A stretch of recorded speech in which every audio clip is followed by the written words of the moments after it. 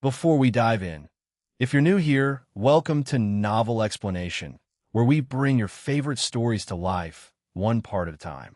Hit subscribe and turn on the bell so you never miss what happens next. Chapter 451, Candy's Sleepwalking. Chapter 451. Chapter 451.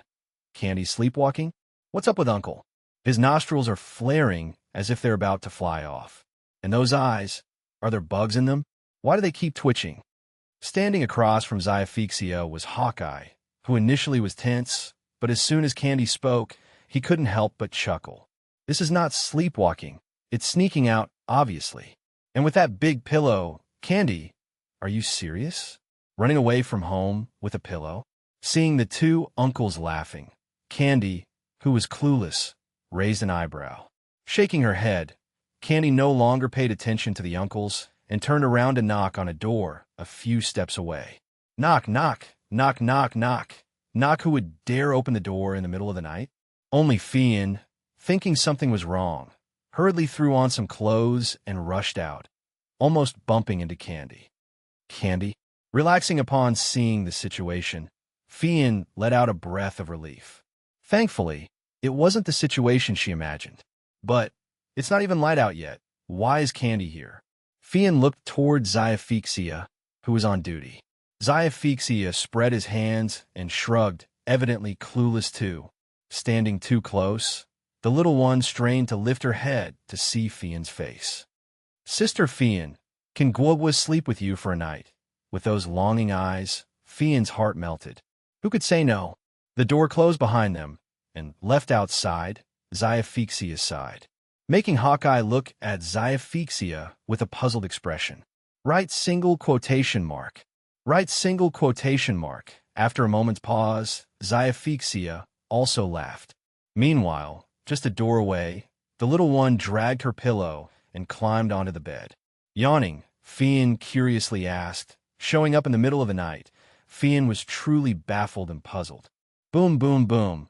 Fian was a bit bewildered, completely exasperated. Gosh, if the boss knew. It took a lot to coax the little one to sleep, and only then did Fian have time to glance at her phone. Time to sleep. In the morning, as the sun rose in the east, office workers sat on crowded buses, heading to work once again. After a night's sleep, Mo Jingshun felt completely relaxed, stretching and yawning. Mo Jingshun scratched his head as he sat up. Looking at the empty room, Mo Jingshun felt something was missing. Seeing the scattered gifts, Mo Jingshun finally realized Guogwa was gone again. Calling out, no response, Mo Jingshun thought the little one probably went to the bathroom. A few minutes later, after dressing up, Mo Jingshun was stunned at the open bathroom door. Empty and bare, no sign of the little one inside. Did she wake up hungry and go out for breakfast? Not minding much, Mo Jingshun went on to brush his teeth and wash his face. He couldn't go for breakfast without washing his face. Look, there's a golden nugget in the mirror. After freshening up, Mo Jingshun styled his hair before opening the door. And then, Mo Jingshun carefully checked his clothes, finding nothing wrong, yet Xiaphixia, among others, kept looking at him oddly. Xiaphixia and the others shook their heads without speaking. They shook their heads again, remaining silent. Mo Jingshun grew displeased. Upon hearing, Xiaphixia first glanced at Fian's door, then smiled and slowly said, But, last night, it seemed like she woke up. Didn't she fall asleep again? How'd she come out? Zero didn't remind him. Just then, with a click, the door opened. First out was Candy, still in her pajamas. Following behind was Fian. Their eyes met. Snoring? No way. Watching his boss embarrassedly leading Candy back into the room, everyone exchanged glances and smiled in unison. Upon hearing the snoring playback from Zero, Mo Jingshun finally believed it. Last night, he really did snore, and loudly, continuing endlessly. Zero offered consolation, explaining it wasn't a big issue, just tiredness yesterday and a stuffy nose due to the low air conditioning temperature. Mo Jingshun proudly rolled his eyes at Candy, saying, Oh, come on, let's eat breakfast. At 8 in the morning, Many employees arriving at work were surprised to see President Lay at the entrance. Such a big event, which boss is visiting? No news at all, not even a whisper on the grapevine. After 8, 5 seemingly ordinary Volkswagens drove into the park. With a group of secretaries, President Lay approached smiling. As soon as he got out of the car, President Lay walked over with a smile and said, Mo Jingchun was taken aback, even forgetting to take candy out of the car. Having figured out the whole misunderstanding, President Lay said helplessly, Remember what we discussed on the bullet train? P.S. Thanks to Hongmeng Zillian, a cool song, Young Man WT, Sunny Day for their rewards and support. Chapter 452, The Future. Chapter 452, The Future? Mo Jingchun was stunned for a moment, then looked at President Lay with wide eyes. He seemed to have discovered something terrifying. So, by a series of coincidences, the two of them accidentally stumbled upon some top-secret information. Wow, it's strange that Qin Yuzhu hasn't approached him about this. Not asking him to sign a confidentiality agreement, at least mentioning the need to keep things under wraps would be appropriate, right? Or what does it mean that those above have trusted him to such an extent? President Lay hurriedly covered Mo Jingchun's extended finger, coughing a little. Mo Jingchun, coming back to his senses, gently patted President Lay's hand and said with a smile, Speaking of which, President Lay is really taking the fall for this, being called in for a discussion. The two exchanged knowing smiles and headed into the company together, leaving the onlookers with bewildered faces. The little one watched as her brother walked off, seemingly forgetting her, and stomped her foot angrily in place. If Mo Jingchun didn't look back, the little one would definitely throw a tantrum right there. With a smile, Mo Jingchun took a big step and reached Candy's side, picking her up. The little one angrily turned her head to the side, until, at President Lay's earnest invitation, they arrived at his office. Faced with a table full of fruits and snacks, and another table of toys, Candy's eyes were everywhere. Should she eat first, or play with the fun toys? What a tough choice to make. Gone was the little one's earlier sulkiness. Her eyes sparkled, and she smiled brightly, clearly delighted. Outside the office, everyone was curious about what topics the two bosses were discussing inside, to the extent of sending everyone else away, leaving only a preschool-age child inside. The little one was munching on snacks and playing with robots. Hearing what President Lay said, Mo Jingchun was startled and exclaimed, After thinking it over, Mo Jingchun reluctantly said, To tell you the truth, President Lay, many car companies have already formed alliances to discuss graphene batteries with me. By 4 in the afternoon, the people from Xiaomi Corporation finally saw the folks from Candy Technology leave. The smile on President Lay's face made it unclear what kind of collaboration had been reached. In the car, the little one was playing with toys, and Mo Jingchun sighed with a smile. It turned out he was still too inexperienced and suffered from a lack of experience. From a start, President Lay never really intended to build cars. It was all just a ploy. President Lay is still the same President Lay. While other flagship phones haven't even used graphene batteries yet, he's ready to release a Redmi phone equipped with them. With a starting price of $19.99, Mo Jingchun couldn't help but doubt if there's even profit in the low-end version at $19.99. The latest chip, the latest graphene battery, just these two components alone aren't cheap. Whatever, going home tomorrow is the top priority. He's long wanted to check out the battle armor he's been thinking about. Back at the hotel entrance, Mo Jingchun was only slightly surprised to see the people inside. Then he felt it made sense. There's no reason President Lay would sign a confidentiality agreement, while he wouldn't. Seeing him return, Qin Yuzhu stood up with a smile. Qin Yuzhu nodded and didn't refuse. With so many people around, it wasn't the place for a conversation. Looking at the box Lone Wolf was carrying, the little one couldn't take her eyes off it, and Qin Yuzhu was curious about what was inside, intriguing the little one so. At the Candy Science and Technology Park, everyone was eating in the hall except for the on-duty paramilitary police. Initially, everyone was quietly happy to hear new weapons would arrive, but hearing there be a female comrade, their eyes lit up. What's with those looks? Sitting on the sofa, Mo Jingshun, a bit disbelieving, asked again to confirm. Qin Yuzhu didn't reveal that the convoy with the robots had already set out. But as long as Mo Jingshun shook his head, the transport would exit the highway at the next intersection. The higher-ups intended to ensure the safety of Candy Technology and Mo Jingshun, not to create enmity. Mo Jingshun touched his chin, quietly observing Qin Yuzhu, and said, "Moisture, so that's the robot's official name." Appearing to be a choice, Mo Jingshun knew they were actually informing him. There was no other option. In collaboration, there is mutual integration. If Candy Technology gained self-defense capabilities, while they might still collaborate, there would always be a barrier. Fortunately, at this stage, things were still under Mo Jingshun's control. As for the future, he'd have to take it one step at a time. If possible, Mo Jingshun was open to a mutually beneficial and symbiotic relationship. If one day, Candy Technology got out of his control, he'd prefer to take his family and fly far away. Used to freedom, who would want to be confined? For now, this collaboration seemed to be going well for both sides. P.S. Thanks to Hongming Purple Lotus, that's it, gotten strange, and Hong Hong for the rewards and support. Chapter 453. Entering ahead with the gifts. Chapter 453. Chapter 453.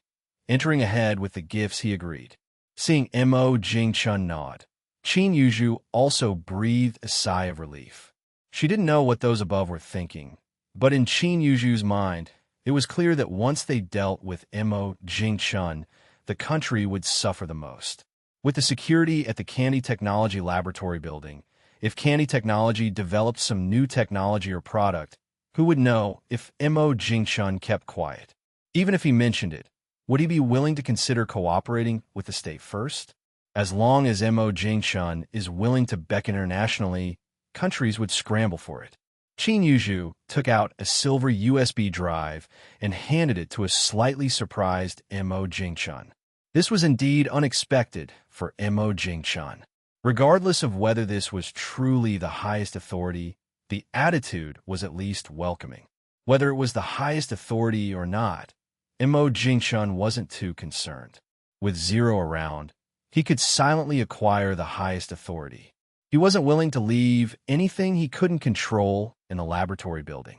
As the saying goes, how can one allow others to snore beside one's bed? Twisting the string on the USB drive around his fingers, Mo Jingshun gave Qin Yuzhu a perplexed look. "Sis, what kind of trick are you playing?" Mo Jingshun was like this, finding it too exhausting to beat around the bush and preferring a more direct approach instead. Montag Yingchun nodded. Such a major event, of course he remembered. This felt quite off, and that was Mo Jingshun's first impression. If there's a problem with the robots, it doesn't make sense that so many countries' research institutions wouldn't detect it. Numerous signs revealed something eerie. Mo Jingshun had already planned that once the robots arrived, he'd have Zero completely gain access to the underlying permissions and thoroughly examine the Moisture's AI. Qin Yuzhu left, never mentioning anything about quantum technology. On the flip side, it showed the high level of trust they had in him. Sure, if he dared to leak information, Mo Jingshun knew he wouldn't be able to escape either. The next day, on the way back on the high-speed train, before Mo Jingshun even returned to the company, Zero's report came through the earpiece. The robots had arrived. Sitting on the train, holding the sleeping Candy, Mo Jingshun remained silent. The 360-degree surveillance cameras above were no joke. Thankfully, the previous night, Mo Jingshun had already made arrangements with Zero. As soon as the robots arrived, they would be silently taken control of. "Boss, it's done." No one noticed that the robots, just moved into the warehouse and not yet activated, had already been controlled. After another 10 minutes, Zero's voice sounded again in Mo Jingshun's ear. "Wow, boss, guess what I found?" Upon hearing this, Mo Jingshun furrowed his brows slightly. There were no cameras in the restroom, at least none that Zero had detected. A few minutes later, Mo Jingshun exited the restroom with a calm expression. He had indeed gone to the restroom. His face appeared composed, but inwardly, Mo Jingchun wasn't at peace. Only triggering under specific circumstances, this cleverly crafted logic conflict did indeed suit the name Mosey better. This made things very interesting, especially when compared to the highest authority given by Qin Yuzhu. Zero mentioned that as soon as Qin Yuzhu's USB drive was inserted, the logic conflict would be fixed like a system bug. Fian carefully placed the little one into the boss's hands as she stood up. Sitting in his seat, Mo Jingchun closed his eyes, appearing to rest or even as if he had fallen asleep. In reality, Mo Jingchun sensed that those higher above were playing a big game of chess, as though they believed that global turmoil might erupt one day in the future. Nuclear war? Mo Jingchun quickly dismissed that idea. If nuclear war broke out, what use would robots be? Survivors, if any, would be pushed back into the Stone Age. Moreover, currently, nations were focusing their attention on space. The chances of a nuclear war breaking out were extremely slim. Mo Jingchun rubbed his forehead and looked up to realize that night had already fallen. All right. Before even entering, Mo Jingchun caught a whiff of a delicious aroma. The scent of mushrooms was in the air, along with braised pork. It seemed that tonight's dinner would be quite lavish. Sis, this is a present from Guogua for you. Just as Mo Jingchun stepped in, he saw Candy fish out a ghost set from a pile of gifts and hand it to Zhou Yaling. Well now, is this really a gift? Or just one that didn't interest you enough? Her tone mimicked her brother's perfectly, making Zhou Yaling believe it was a specially prepared gift by Candy. Seeing Zhou Yaling so pleased, Mo Jingchun decided he'd pretend not to notice. Noticing her eldest brother walk in, Zhou Yaling grinned, extended her hand, and said, "Bro, Candy got me a present." This time, the little one kept her head down, tugging at the bag in silence. The elder brother must not expose her. Otherwise, they'd have a hard time living together. Fortunately, the brother still showed some favor to Guogua. An eager Zhou Yaling opened the suitcase and was dumbfounded. Looking at her brother's composed expression, Zhou Yaling enunciated each word. Jing, city, roast. Yes, indeed. Genuine Jing city specialty. With her brother's cover, the little one acted proficiently, complimenting her brother. Sis, don't be mad. The little one counted her fingers, exaggerating her expression and saying, Chapter 454, Battle Armor. Chapter 454. Chapter 454, Battle Armor. A middle-aged man, clearly only in his 50s but with a head full of white hair, asked with a headache, did the experts make any new discoveries this year? Receiving such an expensive gift for the first time in her life, Zhou Yaling was so happy that she took on the dishwashing job for the night, even though she was supposed to do it anyway. But her mood was different. Fake. Zhou Yaling didn't even think about it. Her brother is so rich, how could he buy a fake bag for his little sister? Moreover, Candy also said it cost over 100,000. You might not believe her brother's words, but would Candy lie to her? In the morning, when Mo Jingchun arrived at the company with Candy, the sun was already high in the sky. Just as they entered the laboratory building, Wang Bing greeted them with a smile. No choice, the tech experts who arrived yesterday said only the USB drive held by Mr. Mo could activate the 10 combat robots in the warehouse. At this moment, Mo Jingchun also noticed there was one more person than usual in the lobby, a girl who, although plain-looking, had a certain elegance about her, giving the impression of someone from a scholarly family. While everyone gathered around the brother, the little guy ran straight to Big Black, who was lying on the ground with its tongue out. Just then, Bun leisurely walked in from outside, followed closely by the little yes-man, Little Gray. Upon seeing the dagger, its eyes instantly brightened. In this scorching heat, sleeping with the air conditioning without a pillow is really uncomfortable. Here comes someone to deliver a pillow when drowsiness hits. And it's warm too. As for Little Gray behind Bun, the dagger directly ignored it. A little pup that hasn't even been weaned is not suitable for a pillow. Watching her brother and Uncle armed police enter the warehouse, Candy turned back and continued to stroke Big Black's jet black fur. Big Black, have you been slacking off? Big Black, resting on Bun, opened its big eyes, and looked at Candy in shock. Training outside in this heat, doesn't that spell dog death? Besides, during the early morning training, you weren't even up yet. Woof! Big Black barked at disagreement, causing Little Gray, who didn't understand, to jump back in fright and hide behind Candy with its tail between its legs. Seeing it, Candy was furious. With such a timid nature, how would it protect her in the future? The two armed police officers on duty glanced at each other and chuckled. Indeed, there aren't many dogs that aren't afraid of Big Black's stature and demeanor. Moreover, Little Gray is still so young. Inside the warehouse, as soon as Mo Jingchun entered, he saw those familiar robots. Not too many, not too few, just 10. Leading in front, the tech support expert, Guoxin Mei, turned around and said with a smile, Mr. Mo Jingchun agreed straightforwardly, since Zero had already controlled all the robots yesterday. Today was just for show, for others to see. Plus, with so many people watching, Mo Jingchun trusted that this tech support expert wouldn't play any tricks. At a glance, the expert didn't seem like that kind of person. Activating and inputting the information was even simpler than Mo Jingchun had expected. Holding an unknown instrument in her hand, with just a press, all the moisture combat robots' back heads opened up. Mo Jingchun leaned in to take a closer look. There were several types of interfaces on the open back head, one of which was a USB interface. After inputting facial and voice data, Guoxin Mei smiled and said, Mr. Mo Jingchun waved his hand nonchalantly and said, Everyone looked at Mo Jingchun in astonishment, including the newly arrived tech support expert, Guoxin Mei. But soon, everyone understood, especially the armed police officers. Over the years, Mo Jingchun would disappear briefly from time to time, sometimes for just 3 to 5 days, sometimes for a month. Where he went was obvious, it should be one of those secret bases. Among them, it should include the research base for developing moisture combat robots. Looking at Mo Jingchun's confident face, even Guoxin Mei felt a bit envious. Even though everyone called her Expert Gua, she knew her own abilities.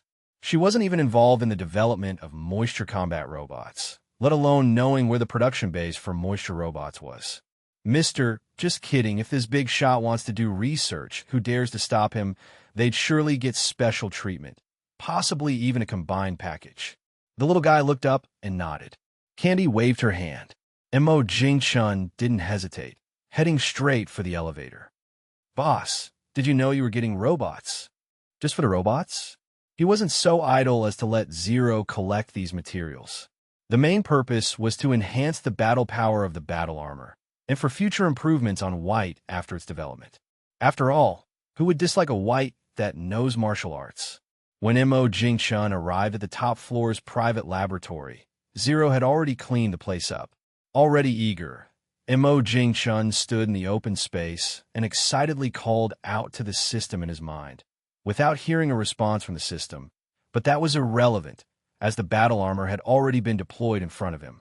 That set of golden armor looked tacky, but Mo Jingchun knew that with current human technology, this material couldn't be made. Boss. The sudden appearance of a battle armor startled Zero. Mo Jingchun, touching the armor, laughed. Can't you tell? Following the usage method in his mind, Mo Jingchun recited a string of keys. In the next second, the eyes of the battle armor glowed with a scarlet light. Chapter 455, The Black Drop Effect. Chapter 455, Chapter 455, The Black Drop Effect. No need for Mo Jingchun to instruct. At this moment, Zero also scanned the signal available for access. As soon as Zero accessed the signal, the battle armor went into hibernation mode. A minute later, in the next second, Zero said again, the AI inside the battle armor has many advantages. The faster Zero grows, the better it is for him. As for the relevant information about the battle armor, he knows it better than Zero. All information about the battle armor is in his mind. This battle armor, as long as the energy is sufficient, can be both offensive and defensive. Of course, what Mo Jingchun values more is that this thing can be worn and can take people to run away in crucial moments.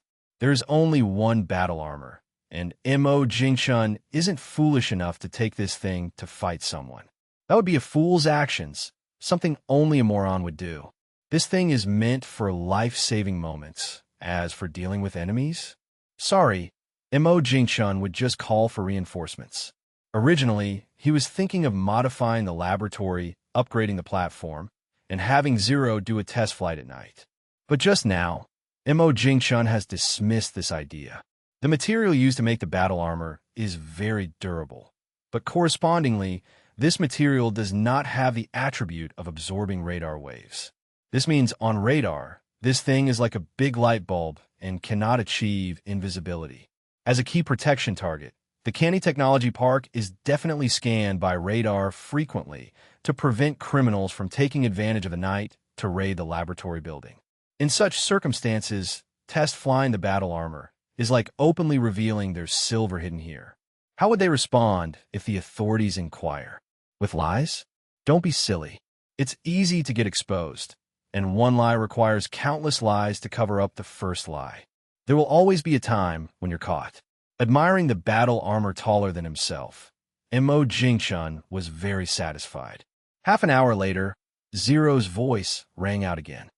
Sitting in the chair, hearing Zero's words, Mo Jingchun became interested and asked with a smile, "Oh, you're feeling?"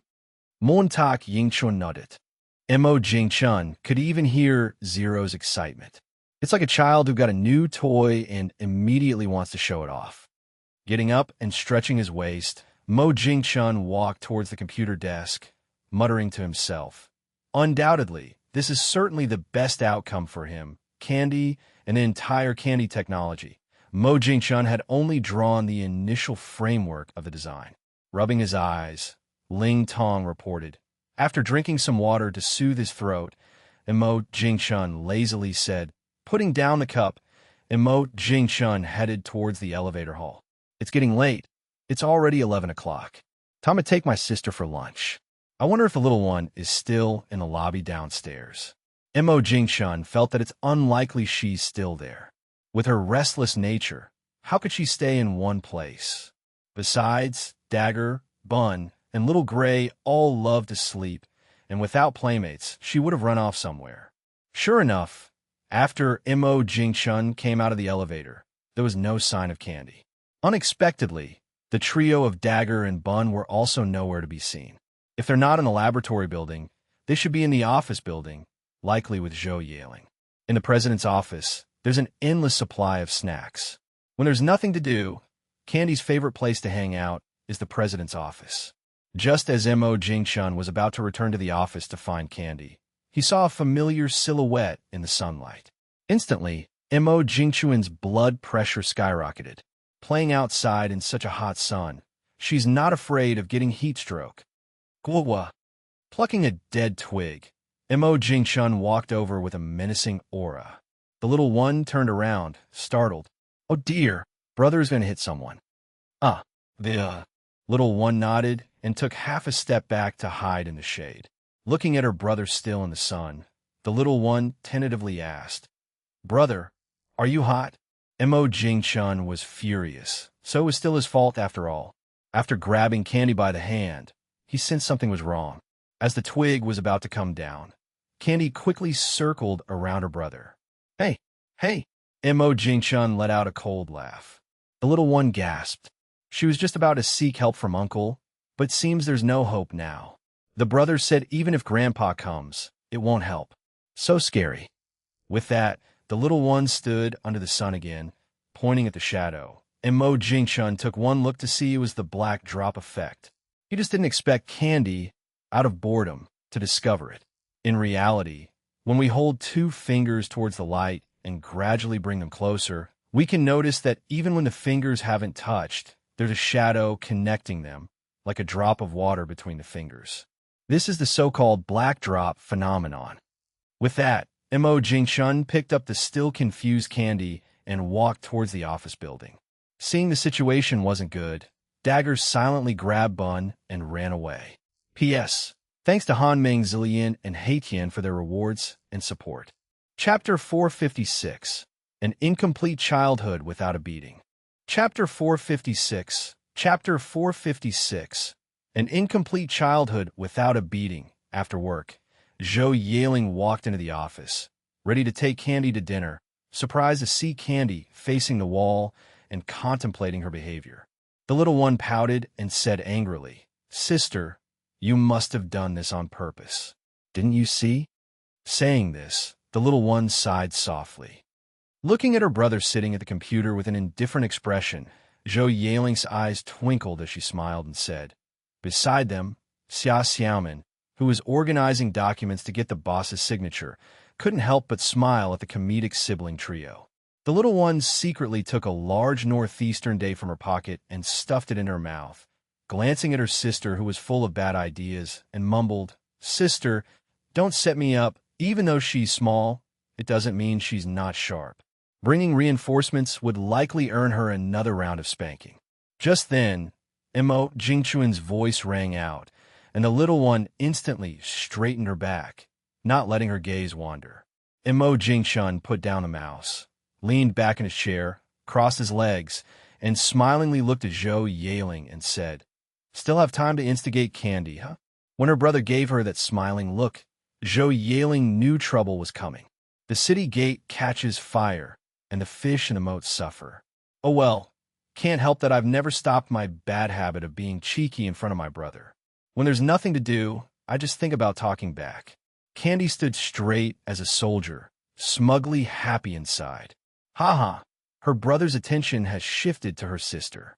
With lightning speed, the little one took another northeastern date and popped it in her mouth, while spitting out the seed from the one in her mouth.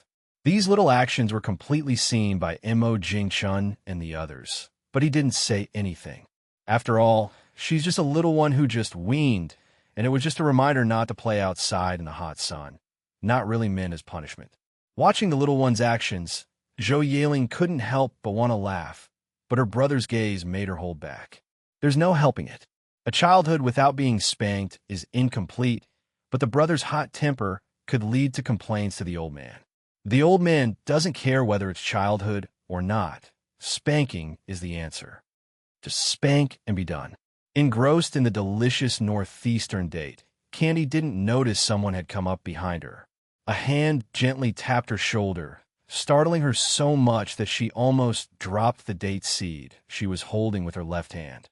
Yea, no more, standing the little one stretched out her hands and pounded her legs, looking quite serious about it.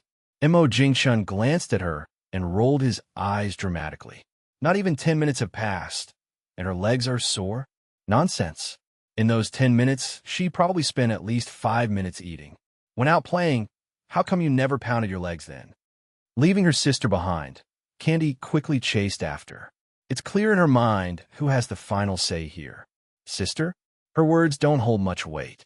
At the lobby entrance, the little one looked at the bright sun outside, hesitating to step out. It wasn't until her brother opened a large umbrella that Candy obediently hid in its shade. Under the osmanthus tree, as expected, Little Gray was squatting there. Upon hearing the sound, Little Gray darted over. Mo Jingchun glanced under the osmanthus tree, not seeing Bun, and calmly said to Candy, "If there's a bite to eat for Dagger, would Dagger go without for Bun? That's normal." But at the cafeteria entrance, Mo Jingchun closed the umbrella and placed it in the umbrella stand.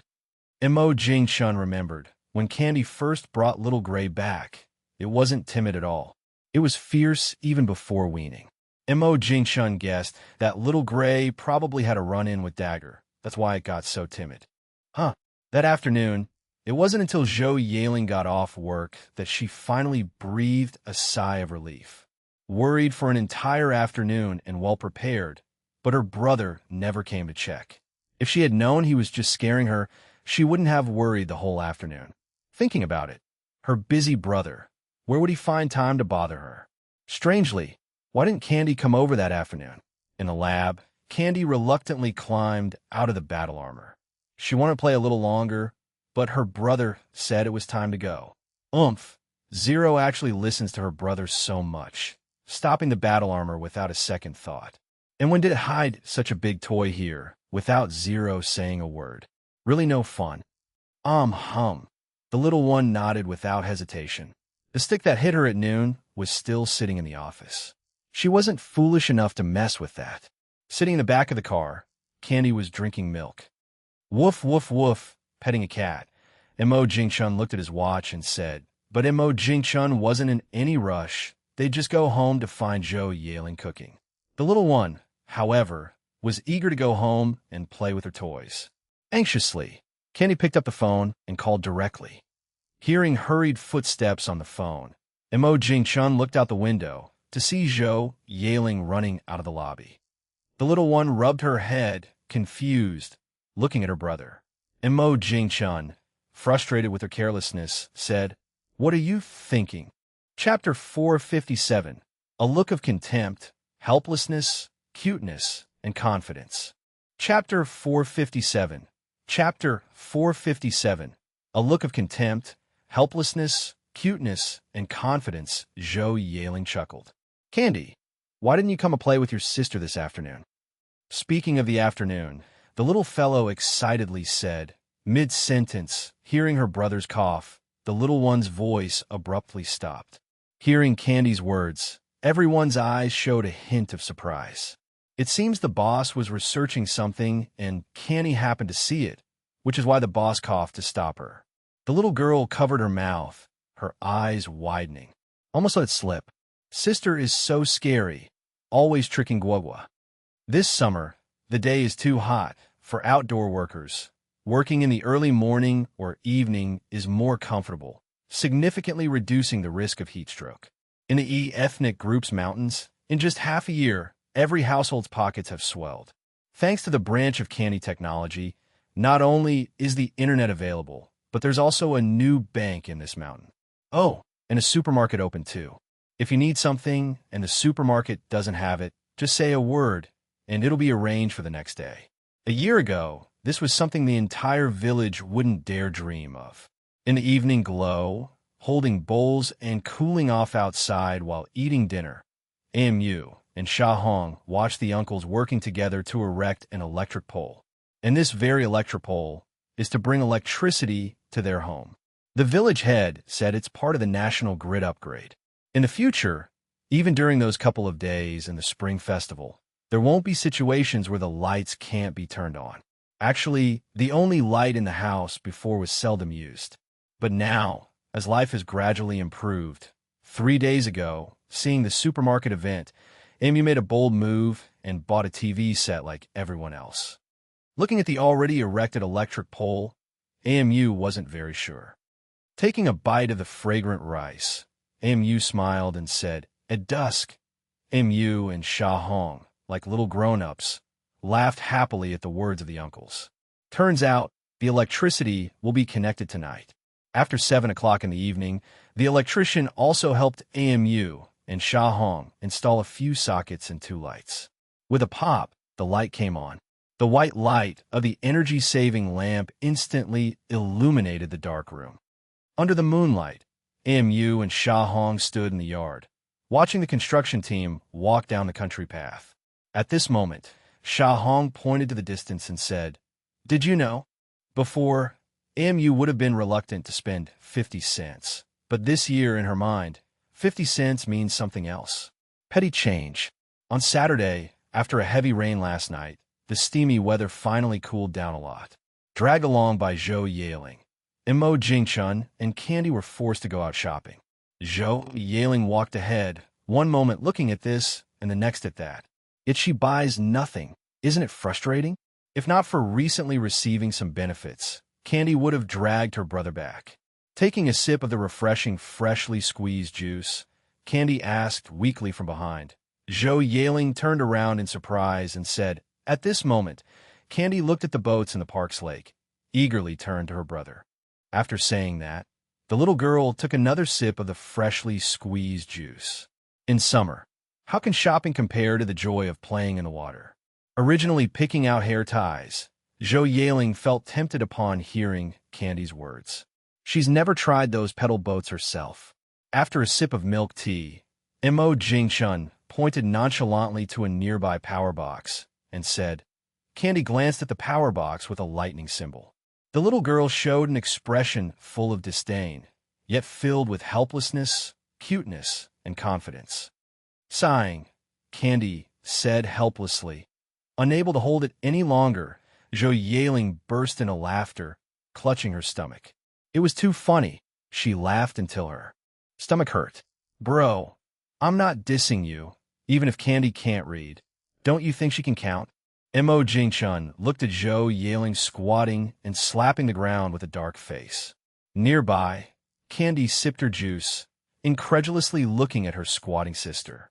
If someone didn't know better, they'd think she was the one who wanted to row a boat.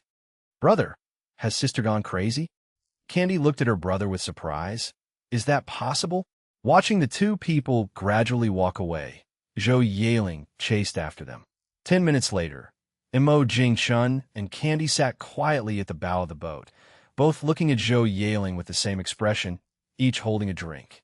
A few minutes later, the small boat reached the middle of the lake, and Zhou Yaling was exhausted, gulping down milk tea. Fian pedaled rhythmically, laughing as she said, Chapter 458, Candy, the gods give way, I alone am the god of luck. Chapter 458, Chapter 458, Candy, the gods give way, I alone am the god of luck. Such a simple truth any normal person would understand, let alone Zhou Yaling. Zhou Yaling, covered in sweat, sat slumped on the boat, not even wanting to glance at her older brother. Naughty little Candy actually colluded with her brother. She was merely upset and a bit annoyed. Otherwise, she wouldn't have been so foolish as to use all her strength to pedal. After resting for a while, Zhou Yaling, full of energy again, became a tool person once more. Given her upbringing, she couldn't just let Fian pedal alone to provide power for the boat. On the other boat nearby, Lone Wolf grinned and said, There are two kinds of boats by the lake. One is pedal-driven, and the other is the electric one they're in, where you just need to control the steering wheel. Wild Wolf looked at Lone Wolf in shock. Man, you really dare to say anything, not afraid of Zhou Yaling getting back at you. The little one's eyesight was really good. Following Candy's pointing direction, Mo Jingchun looked for a long time before he saw them. Indeed, there were red carps, several of them, all pretty big, the largest probably weighing a pound or two. Although still a bit annoyed, Zhou Yaling obediently turned the steering wheel all the way to the right. Taking a sip of milk tea, Mo Jingchun said casually, Fish will swim away once startled. But, anyway, I don't have to pedal. Let's just go over. A minute later, Zhou Yaling was exhausted, while Candy looked disappointed, which was just as Mo Jingchun had said. When they were 10 meters away, the red carps, sensing movement, dived into deeper water. As for where they went, no one knew. No matter how good your eyesight is, it's not enough to see the bottom of the water. During the break, Zhou Yaling dipped her hand in the water, looking at little Candy, and said, while the little one was hesitating about where to go, a red shadow suddenly leaped from the water. The little one gasped, and in his arms there was a new red object. Yes, it was one of the red carps they had just seen. Fian, who was about to take action, leaned back when she saw it was just a fish. On the boat, the little one was dumbfounded. Mo Jingchun and Zhou Yaling were even more shocked, staring at the red carp in Candy's arms. This was just ridiculous. There were actually red carps throwing themselves into one's arms? What kind of luck is this? Even Mo Jingchun hesitated at that moment, wondering if he should touch the red carp in Candy's arms to test his luck. After thinking about it, he decided against it. The red carp throwing itself into one's arms must have used up all of Candy's good luck today. It was clear that even the surprised Candy was unsure of what to do with the suddenly docile red carp. Should they throw it back in the water? Or take it home and braise it? They hadn't eaten red carp before and didn't know what it tasted like. If it were any other kind of fish, Mo Jingchun would have taken it home and turned it into a delicious dish without hesitation. But red carp is different. This thing has always been a symbol of good fortune in people's minds. It's a symbol. Glancing at Zhou Yaling, who was still lost in thought, Mo Jingchun shouted. Before they reached the shore, Lone Wolf had already brought a bucket on a boat to them. With a splash, Candy placed the red carp into a half-filled bucket. The rest of the journey became much lighter. There were ropes on the boat. With Lone Wolf and others pulling from the front, the two boats soon arrived at the shore. The owner of the boating project looked enviously at the red carp in the bucket. He had worked here for so many years and had never seen a red carp throw itself into someone's arms. Not to mention such a lucky red carp. He hadn't even seen regular fish jump onto the boat. In the end, it still depends on the person. This little girl is destined for something big in the future. With fortune smiling on her, she's already the apple of Candy Technology's eye. She'll probably lead Candy Technology to new heights in the future. I won't charge for this trip. I'm just taking a bit of your good fortune, the boss said happily, and Mo Jingchun couldn't refuse. What can I say? Older people value this kind of thing more. Never mind superstition. Even in science, at the end, there's still the mystical. Every trade has its own unspoken rules, especially in civil engineering and hospitals. Don't believe it? Ask your classmates or good friends who work in those places. If you tell anyone, they wouldn't believe it. We walked around all day, and about 10 people only bought a few cups of milk tea. Yet we came home with a red carp. Oh, and $10 were spent to buy a bucket from the cleaning auntie. In the living room, the purchase tank was still on its way. The little one in Bun, a person and cat, lay by the bucket, staring at the red carp inside without blinking. The difference was the look in their eyes was different. Candy was full of curiosity, occasionally reaching out to touch the red carp blowing bubbles inside. And Bun? His eyes were glowing, his chubby paws scratching the bucket noisily. Stop thinking about stealing a bite. Bun hesitated, paw extended, seemingly contemplating whether it was worth wandering outside for a few days just to eat a fish. After a long time, Bun jumped down from the bucket. Meow, good for you. Meow, Bun shuddered in fear. Losing weight, that really is terrifying. If you gain weight through effort, why lose it? Upon hearing Candy mention losing weight for Bun, Mo Jingchun and Zhou Yaling, sitting on the sofa, almost simultaneously looked at the chubby Bun. Me neither. Well, I've heard they're abroad. Zhou Yaling looked skeptically at Mo Jingchun. Mo Jingchun said uncertainly, "Woof, woof, woof." Little Gray, being short, couldn't see what was in the bucket and could only circle around it anxiously. Woof, woof, woof. Candy glanced over, copied her brother's action, and picked up Little Gray. See clearly? Chapter 459, The Happy Henchman. Chapter 459. Chapter 459. The happy henchman. Little Gray thought there was something delicious in the bucket, but it turned out to be just a broken fish, and he immediately lost interest. The next second, as Little Gray struggled, he fell into the bucket with a splash. Woo, the frightened Little Gray shivered in the bucket, crying pitifully. Mo Jingchun raised an eyebrow and lifted the puppy up. Fortunately, the fish was fine. After Little Gray's paws hit the ground, he tucked his tail and dashed out in a flash. How terrifying, that fish actually eats dogs. Just then, Xiaphixia and Hawkeye came in carrying the fish tank. Mo Jingchun looked around, glanced around, and pointed to the corner, saying, "The whole aquarium is meant for viewing, so the living room is the most suitable place to set it. It's just a bit troublesome to change the water every time. But these are minor issues for Mo Jingchun. Hee. Anyway, they're the big sucker at home. After a while, he will also consider hiring 2 more maids. The villa is so big, cleaning it is exhausting. Although there's a robot vacuum cleaner, it can only get the more obvious trash on the floor. The nooks and crannies just can't be cleaned by a robot vacuum. Fortunately, there's a water pipe at home, saving the effort of carrying water. A fish tank as tall as 1 meter requires 2 tons of water, according to the volume formula. Who knows how many trips it would take to fill it up with buckets? Once the water was filled, just as her brother picked up the koi to throw it into the aquarium, the little one grew anxious. After saying that, the little one ran to the bathroom. In no time, the little one came back holding a small stool. Mo Jingchun and Zhou Yaling exchanged a glance. The little one was quite clever, actually knowing to use a tool. Standing on the small stool, the little one stretched out both hands. Mo Jingchun smiled as he looked on and then easily reached out and scooped up the fish from the bucket again. The redundant behavior, but Mo Jing-chun enjoyed it nonetheless.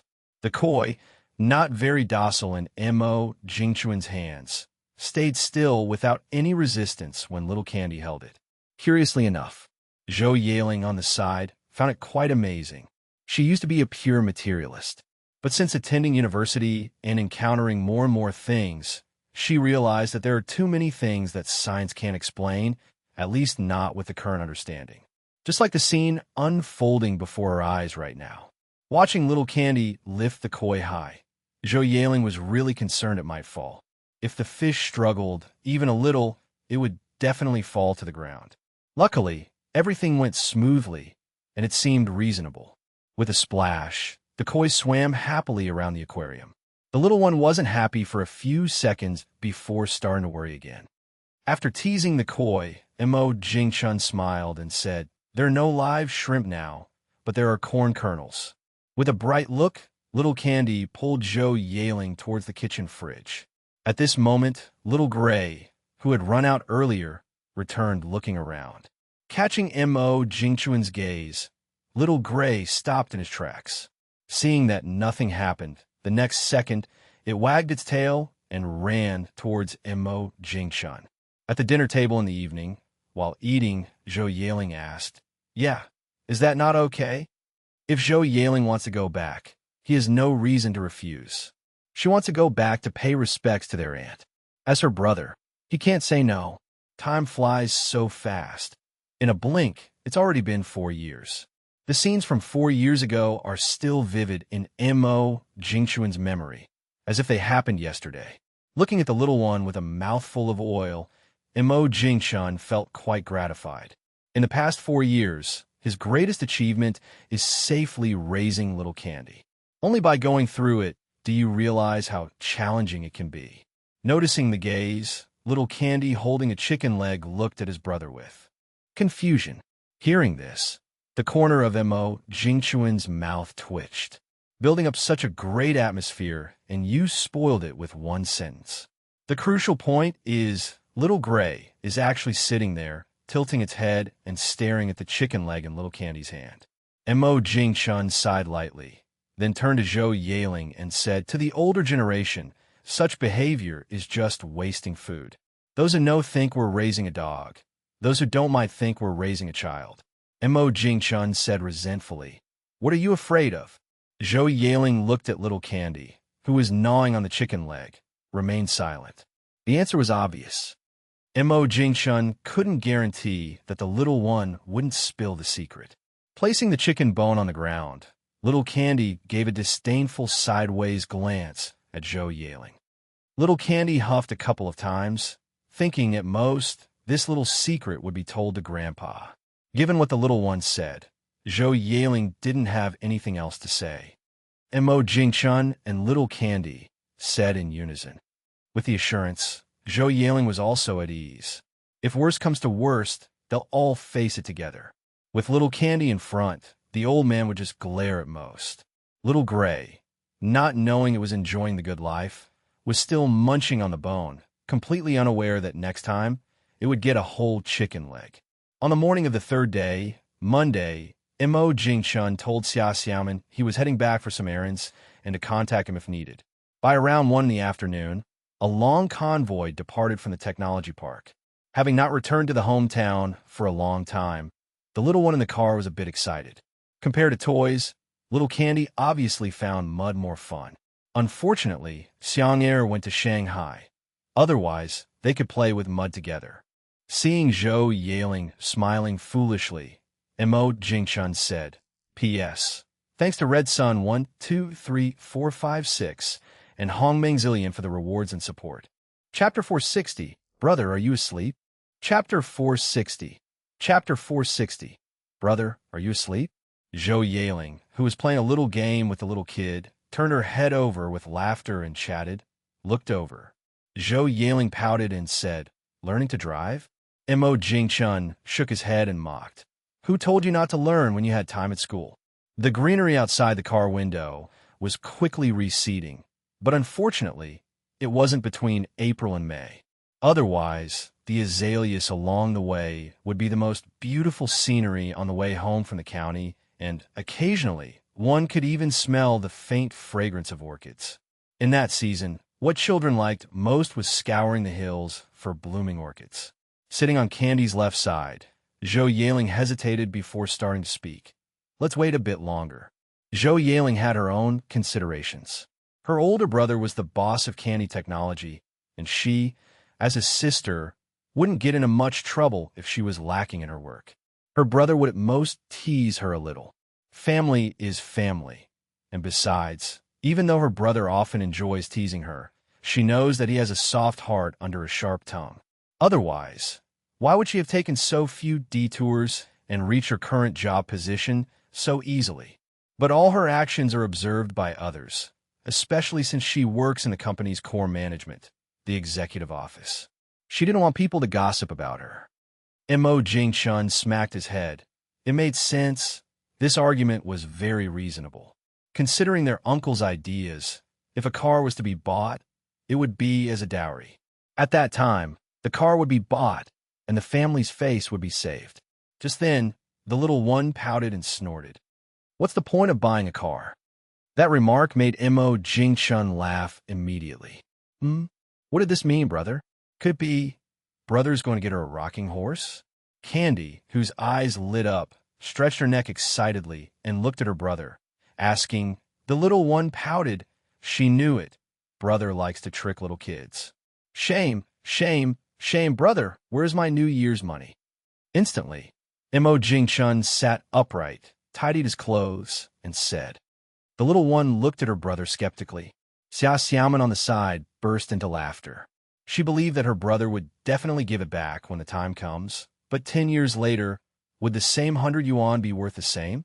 Looking back over the past decade or so, the difference isn't minor. In the summer sunset, Mo Jingchun stood at the door, rummaging through his bag for the key. Mo Jingchun waved a bunch of keys in his hand. The keys were of various sizes, most of them rusty. As the front door opened, the little one who ran inside exclaimed and just stood there with her eyes shut, waving her small hands randomly in the air. A few years ago, Uncle and his family were home often and would come to clean regularly. Every time they returned, the house was quite clean. But this year, Uncle's family was also in the county fighting for the new company, so naturally, no one comes by to clean anymore. With just a quick glance, there were many leaves on the ground, and the table was covered with a layer of dust. Having suffered a minor setback, the little one retreated backward by herself, without restraint. The first time back to her old home, little Gray was like an untethered horse, happily running around the house. Everyone exchanged looks and began to take action. Many hands make light work. The wisdom of the ancients was not misleading. A 3-story building, plus a kitchen, with an area of over 300 square meters, was cleaned spotlessly by a dozen people in less than an hour. The only downside was the quilts in the cabinet hadn't been aired out for a long time, emitting an indescribable odor. Pitiful Mo Jingchun, who had to sleep on the floor, didn't even want to open his eyes. In the dark, Candy, lying on the bed, pulled the quilt closer and snuggled into her sister's armpit.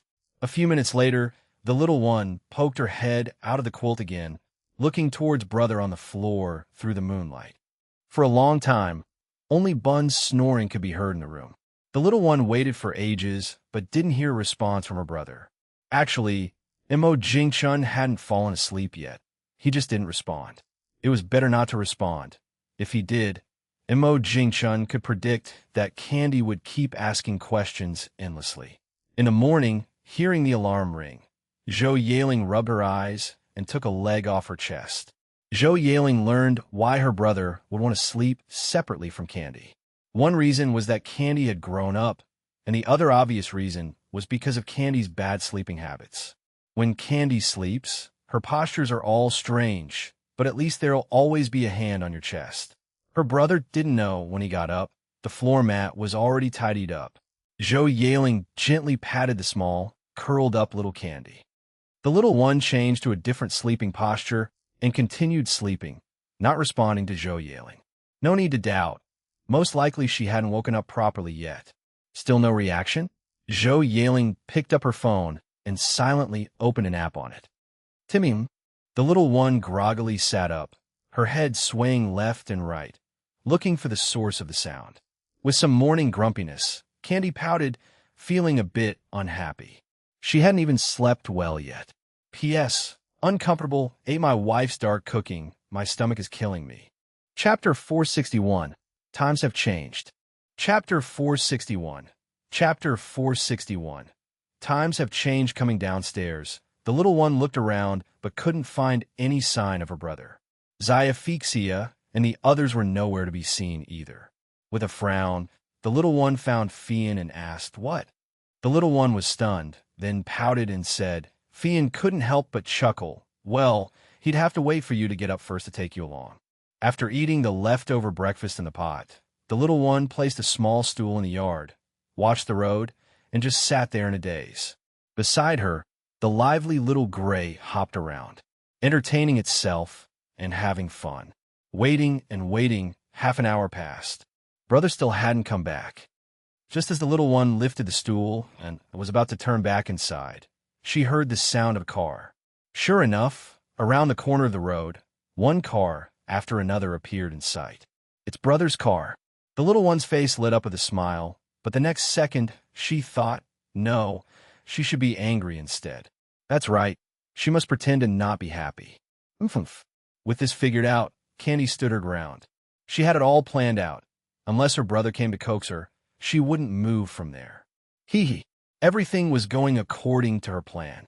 But plans are always unable to keep up with changes.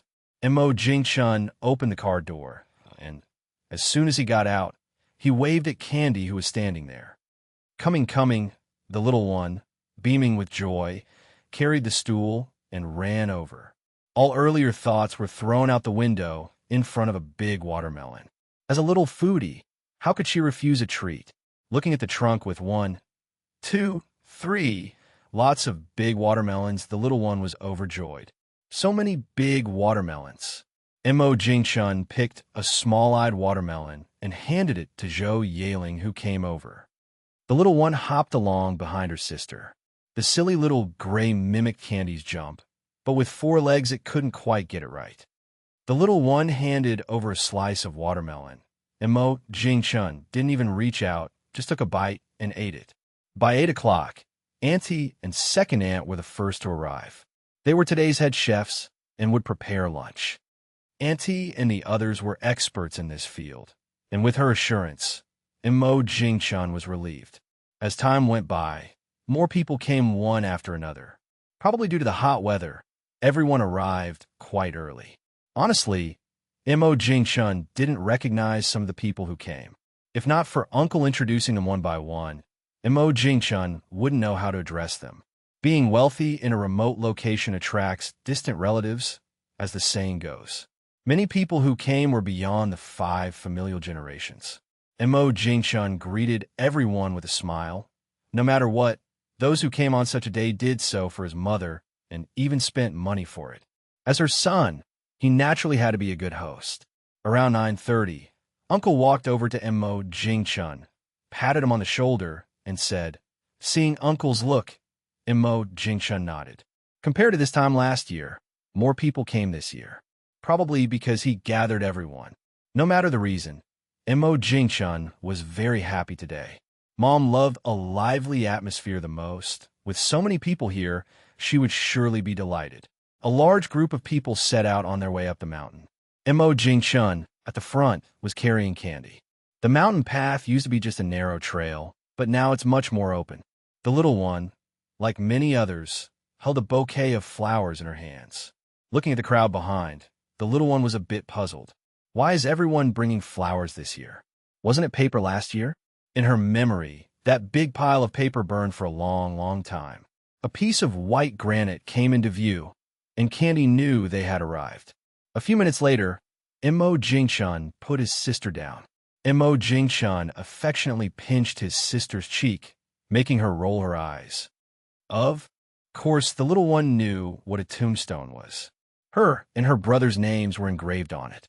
Watching everyone place their flowers in order, Mo Jingchun felt sentimental but no longer sad.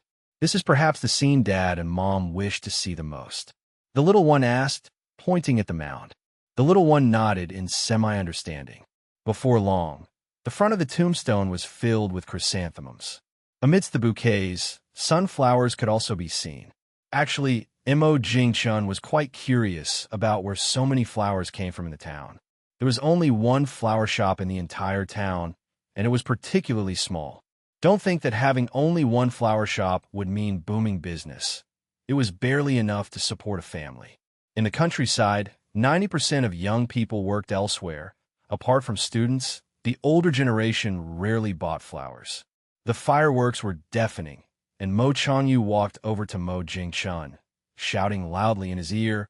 According to tradition, Mo Jingchun and Candy led as they came up. Similarly, as they returned, Mo Jingchun and Candy had to be the last.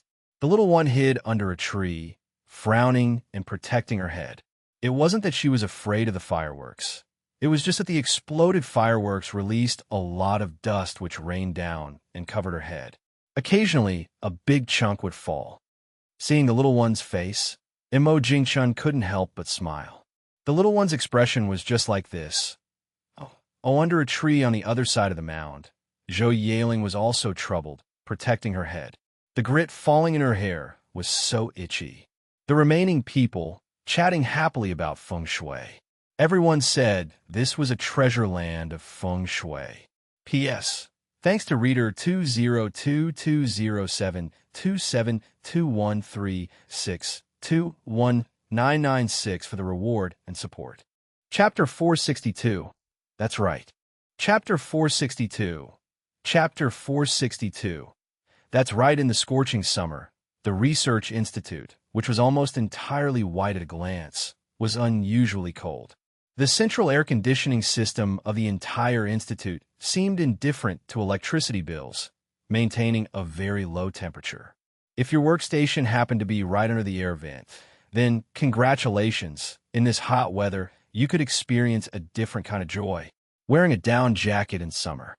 In the quiet laboratory, everyone was working on their experiments, only speaking up occasionally when needed. At this moment, a young girl barged in aggressively, walking up to a professor who looked over 60. Wei Luxue slammed the paper in her hand onto the lab bench with a loud thud, glaring angrily at her teacher. Such behavior was very much like an angry little child. In fact, the newly adult Wei Luxue seemed to have just stepped out of the realm of childhood. As Wei Luxue's teacher, Wang Zijing continued to stare at his computer without glancing at the paper by his side. He knew Wei Luxue would come to him. It was expected. With a slight sigh, Wang Zijing spoke casually. Wei Luxue, you are still young and have plenty of opportunities. Your senior sister, however, doesn't have this luxury. Wei Luxue sneered. She never imagined, even in her dreams, that such a melodramatic thing would happen to her. Indeed, many novel plots are derived from real life. Teacher, oh teacher, if senior sister wants to graduate, fine, I have nothing to say. Before he finished speaking, Wei Luxue slapped the table directly. Wang Zijing's face immediately turned dark. What kind of student shows such disrespect to a teacher? Outrageous! Looking at her furious teacher, Wei Luxue wasn't worried at all, keeping a smile on her face the whole time. Threats? Is she someone who fears threats? The others behind her signaled with their eyes, shaking their heads, telling Wei Luxue not to argue. Even if the teacher doesn't want to let her go, Wei Luxue is graduating next year. Enduring it would pass this phase. Wei Luxue didn't even look because she had already seen through it. Few here were not hypocritical. Wang Zijing pointed at Wei Luxue, his face flushed red. You. Before coming, Wei Luxue had done her homework thoroughly. Graduate students can reapply for the exam, but according to the national regulations for the management of graduate student recruitment, candidates for national graduate admissions exams, if they are currently enrolled graduates, must obtain consent from their current training unit before applying. They must apply in writing and get approval from their current training unit to pass the in-person confirmation. Without school consent, they can sign up online but can't pass in-person verification. So, This written consent letter was extremely important. 2 days later, everyone watched Wei Luxua leave without looking back, dragging her suitcase, feeling somewhat uneasy inside. Especially Wang Zijing, who was trembling all over. This time he was truly infuriated. Yet he didn't dare not write that written consent letter. He truly hadn't expected that this young girl was actually connected with the Nobel laureate Mo Jingchun. Don't be fooled by Mo Jingchun's youth. Few in the circles knew him. But Mo Jingchun represented the entire Jing University network. Moreover, he couldn't afford to offend Candy Technology. Unless he didn't care at all about his own company's interests. In the office, Mo Jingchun was busy signing documents. Back in school, he often lamented how one pen cartridge often ran out in a day and a half. Unexpectedly, he had regained this feeling now. Looking at the name he just wrote, Mo Jingchun raised an eyebrow. Did he write it wrong? Why did it seem increasingly incorrect the more he looked at it? Wait, this handwriting, why didn't it look familiar? Looking at Su Wenyan, who walked in, Mo Jingchun paused. Even Candy, who was lounging on the sofa, curiously came over. Who is this? Why didn't I recognize her? The little guy took a closer look. Oh, it turned out to be Sister Su Wenyan. The newly styled Su Wenyan in front of them was indeed refreshing. Unlike before, when Su Wenyan wore jeans without a hitch every day. This European style was indeed nice. It'd be even better if Su Wenyan's skin was a bit fairer. Su Wenyan happily accepted the bottle of Wangzai milk Candy handed her. Taking a sip of the childhood taste, Su Wenyan shrugged with a bit of lingering fear and said, massaging his sore arm. Mo Jingchun smiled and said. Su Wenyan chuckled, then took out a contract portraying white from her bag and handed it to the boss with both hands. Holding the contract, Mo Jingchun tapped on it with his fingers, shaking his head and smiling as he said, Su Wenyan clinked her Wangzai milk with Candy. After Su Wenyan left, Mo Jingchun glanced at Candy, who grinned sheepishly and hid the gift Sister Su Wenyan had just given her behind her back. After saying that, Candy patted Bun, who was lounging on the sofa, and ran outside with Bun and Little Gray.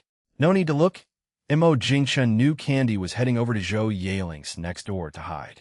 Maybe she'd even take the little gift box to show off. With a slight shake of his head, Mo Jingchun turned on the computer, typing his name on the keyboard. Looking up, looking down, looking up, looking down. Chapter 463. The story begins with a lollipop. Chapter 463. Chapter 463. The story begins with a lollipop lying comfortably on the desk. Bun was purring contently as he felt his fur being stroked. The little one was happily raising her right hand. She now had a silver bracelet too. Many girls in the class had silver bracelets. Xiang'er had one too. Seeing others have them, how could she not be envious? Seeing Candy's face full of smiles, Zhou Yaling also fell into deep thought. What went wrong that no one bought Candy a silver bracelet these years? This thing isn't even expensive. Yet her brother didn't think about it, nor did she. If Aunt were alive, the little one might have had a silver bracelet during her first birthday celebration, right? Lost in her thoughts, Zhou Yaling didn't even realize when the little one had already run off. Little Gray was gone too. Only Bun was still purring contentedly on the desk. It seemed because she stopped petting, Bun let out a discontented meow. Meow, setting aside the signed documents. Mo Jingchun finally breathed a sigh of relief. This year, being a boss is also quite tiring. Brother, the voice came before the person did. What could make Candy so happy that even Mo Jingchun looked up curiously at the door, and so did Xia Xiaoman, who was closer to the door. The next second, Little Gray dashed in first. After another call of brother, the little one finally appeared at the door.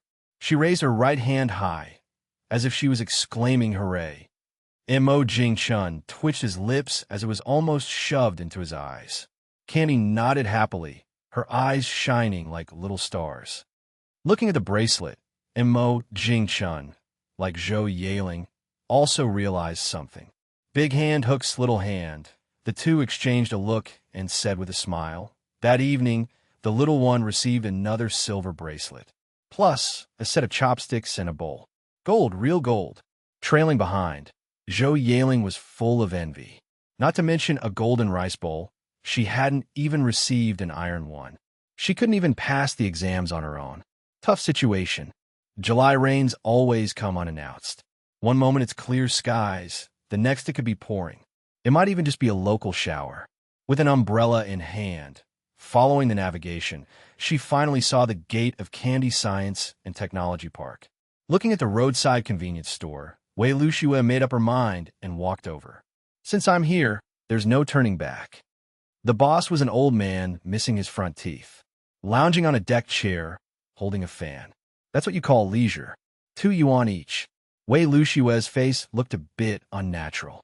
Shameless businessman. They were clearly 1 yuan each, at most overpriced by 50 cents. Give me 10-0. The old man's eyes lit up. Turn out she's a big customer. Thought she was just buying 1 lollipop. Should have said so earlier. WeChat payment of 40 yuan. Hearing the phone notification, the old man grinned widely, showing the gap where his teeth were missing.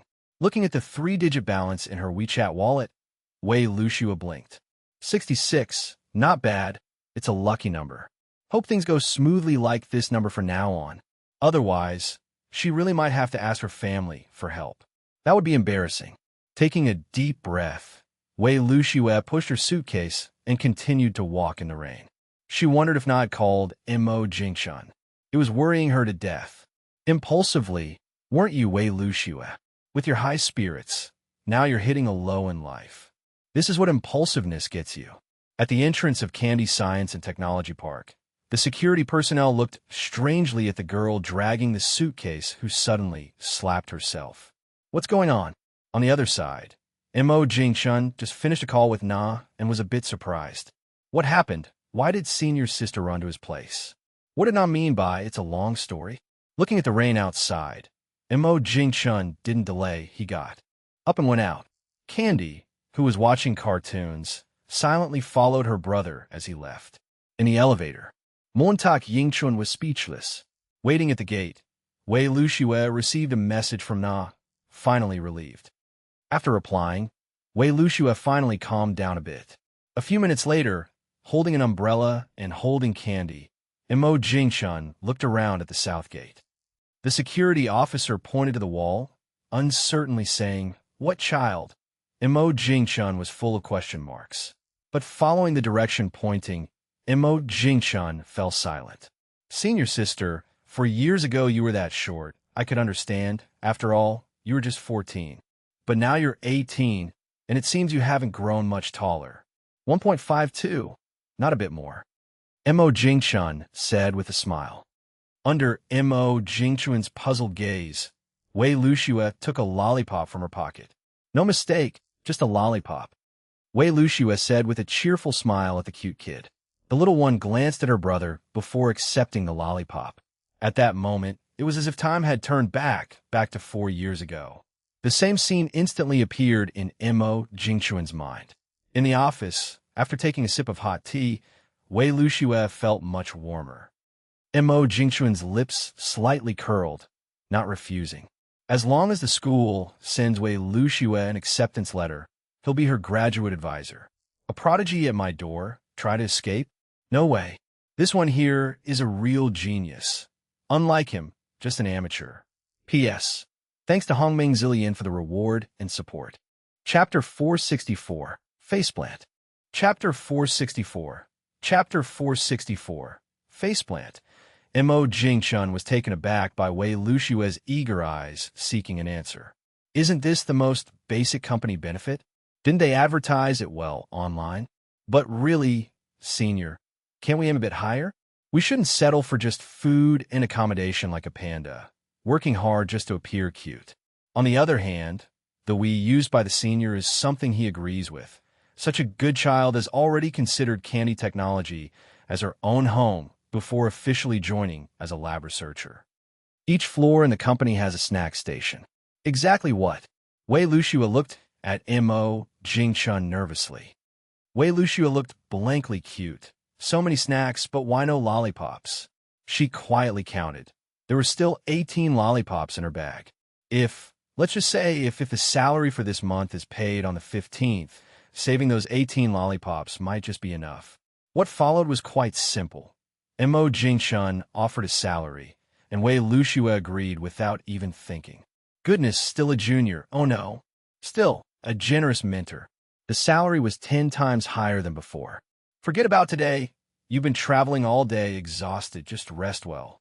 Seeing that Wei Luxue was looking a bit troubled and blinking, Mo Jingchun was curious. Is there something that hasn't been arranged properly? That shouldn't be the case.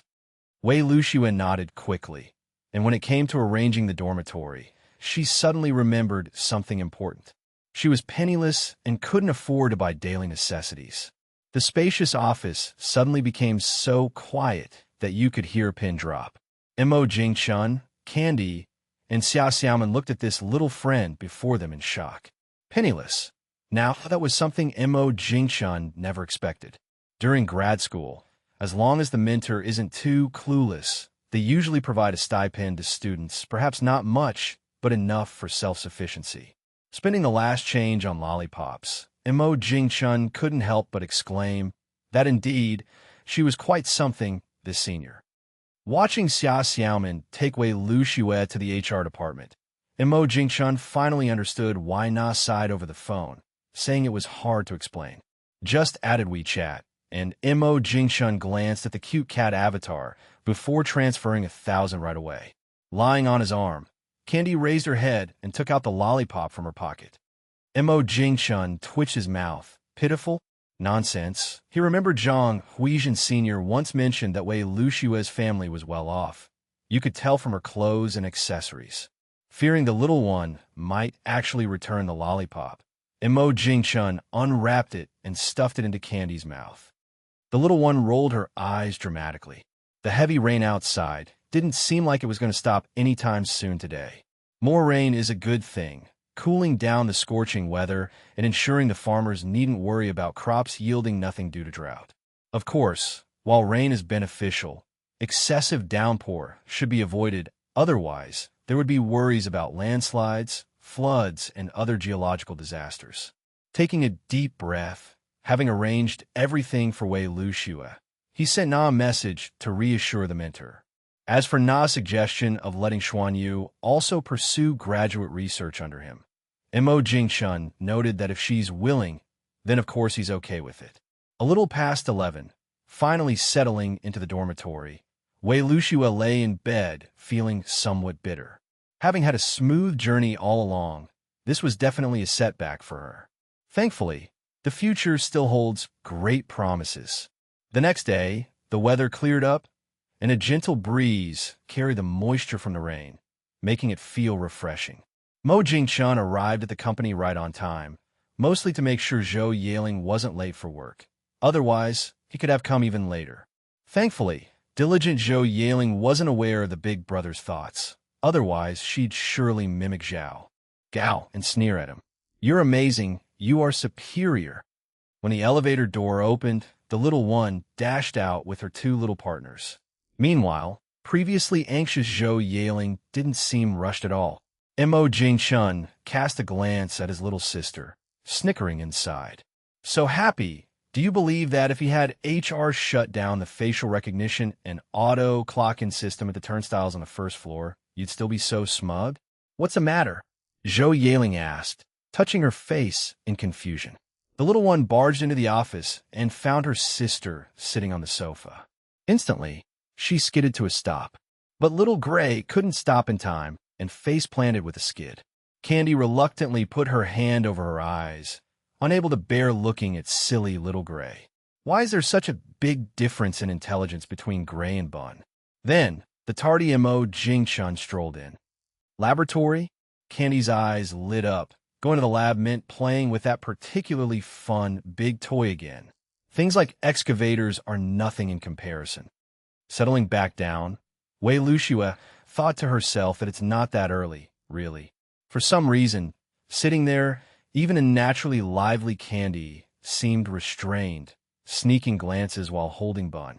The little one eagerly abandoned Bun and followed along. Chapter 465, Wei Luxue's Laboratory Experiences. Chapter 465. Chapter 465. Wei Lushue's laboratory experiences computer development. Wei Lushue's first reaction was surprise. Surprise that Candy Technology was also ready to venture into the field of computer electronic devices. Her second reaction was, does developing a computer need to be so secretive? Computers, aren't they just about assembly? Though she had doubts in her mind, Wei Lushue remained silent. After all, she would soon see the true face of Lushan. As soon as she stepped into the laboratory building, Wei Lushue became tense all over. Many pairs of eyes stared intently at her, and there was a large wolfhound. The wolfhound's gaze was terrifying, but the next moment, Wei Lushue was astonished to see the wolfhound wagging its tail as it walked towards her. Okay, it turns out it's interested in the adorable Candy. Big Black. Is that the name of this police dog? No way. A police dog named Big Black? A group of armed police looked at Mo Jingshun, wondering if he was serious. Knife was fierce during training and had repeatedly earned merits by capturing criminals. If it weren't for Mr. Mo standing in front of this girl, they could see how fierce Knife could be. Knife, Wei Lushue murmured softly. Now that's a normal name. As for Big Black, Wei Lushue glanced at Candy and instantly understood. Hey! The little guy ruthlessly abandoned Knife and headed straight for the elevator. After a while, the armed police in the hall began to discuss quietly. Looking at her, she seems underage. In this case, for Mr. At this moment, Wang Bing, holding Wei Lushue's basic information, came over and glared fiercely. Review the information thoroughly. Everyone looked at the information above, stunned. Isn't she exactly the kind of child everyone talks about in their households? Look at this, a graduate from Jing City's juvenile class. Now even studying under Mr. Mo Jingshun walked ahead, talking as he moved. From now on, you can swipe your employee card to directly access the laboratory on this floor. Mo Jingshun knocked on the door and entered. In the office area, everyone was discussing something. It seemed to be a morning meeting. Wei Lushue bowed. Mo Jingshun clapped his hands and smiled. All right, I won't disturb your discussions. After speaking, Mo Jingshun led the little guy away. Wei Lushue was still a bit restrained. On the other side, the little guy watched the floor numbers in the elevator decrease, dumbfounded. Not going to the top floor? The little guy slumped his head, sighed. Hearing the little guy's muttering, Mo Jingshun's mouth subtly curved. Kiddo, your brother has raised you with so much effort. Can't I understand your small thoughts? Running enthusiastically to follow. Isn't it just to play with the battle armor in his lab? The battle armor is to save lives at critical moments, not for playing. In the computer lab, everyone was very enthusiastic, especially with Wei Lushue's childlike appearance. They subconsciously treated her as a child. Besides, just now the boss said, the little girl in front is his student. With this relationship, who would be foolish enough to cause trouble with Wei Lushue? Still want a bonus? Listening to the discussions, Wei Lushue was shocked. She understood every word, but couldn't comprehend the sentences. Ternary computer? What is that? It's well known that computers are binary, right? Half an hour later, Wei Lushue witnessed the ternary computer everyone talked about. It's really unimaginable that Candy Technology is actually researching a brand new computer, and the prototype has been developed. What does this indicate? It indicates the theory isn't flawed, neither is the practice. No wonder this laboratory building is so secretive. It's unimaginable that this is just a corner of the entire laboratory building. She doesn't know how many labs are in the entire building, but certainly many. This is artificial intelligence. Wei Lushue was stunned for a while, and the simulation results were already out. Supercomputer. Candy Technology has a supercomputer. Okay, it seems she lacks understanding of Candy Technology. With just a word, it's possible to use the supercomputer. If those institutes queuing endlessly knew, they'd be so envious. The supercomputer, it's not something you can use just because you want to. In her spare time, Wei Lushue learned from colleagues that the lab's supercomputer can be requested directly by calling 0. After evaluation by Artificial Intelligence 0, it decides whether to allocate supercomputer resources. After several days, Wei Luxue gradually got familiar with the laboratory floor and got a general understanding of the computer lab. The ternary prototype computer has been manufactured, but it has a long, long way to go before market release. The road ahead is long. Moreover, over the past few days, through observation, Wei Luxue found that Candy Technologies AI-0 isn't ordinary smart. More like in the movies, it's truly a real artificial intelligence. Perhaps due to the supercomputer, but it also shows that Candy Technologies AI research is at the world's leading level. At this moment, Wei Luxue suddenly felt how fortunate she was to leave the previous company. Sometimes, what you think is a low point in life might not be a downer, it could be a turning point in your life. Wei Luxue decided to quickly grasp the materials provided by Yang and participate in the development. P.S. Thanks to Hongmeng Zillian for the reward and support. San.1. Chapter 466. Sorry, say it's okay quickly. Chapter 466. Chapter 466. Sorry, say it's okay quickly. Latest news. Due to the beautiful country's high frequency of using spacecraft over the past 2 years, the Striver shuttle failed to deploy its parachute in time during its return to the ground at 19:9:38 today, veering off the runway and catching fire. At night, lying in bed, Mo Jingchun opened any Shore video app, and almost all the videos he saw were about the crashed spacecraft. Honestly, the beautiful country's achievements in aerospace are truly impressive. Just look at how many years the Striver shuttle has been in service. It's simply unimaginable. Moreover, the beautiful country's private aerospace industry is the best in the world. What has happened these past 2 years? Every country is flying to the moon and building moon bases.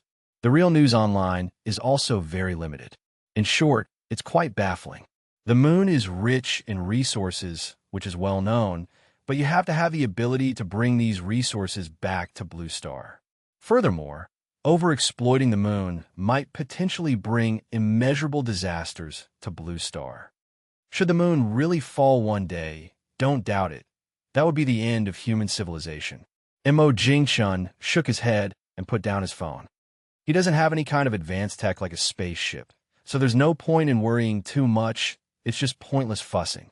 The netizens who love a spectacle slept soundly, while the officials of the beautiful country couldn't sleep at all.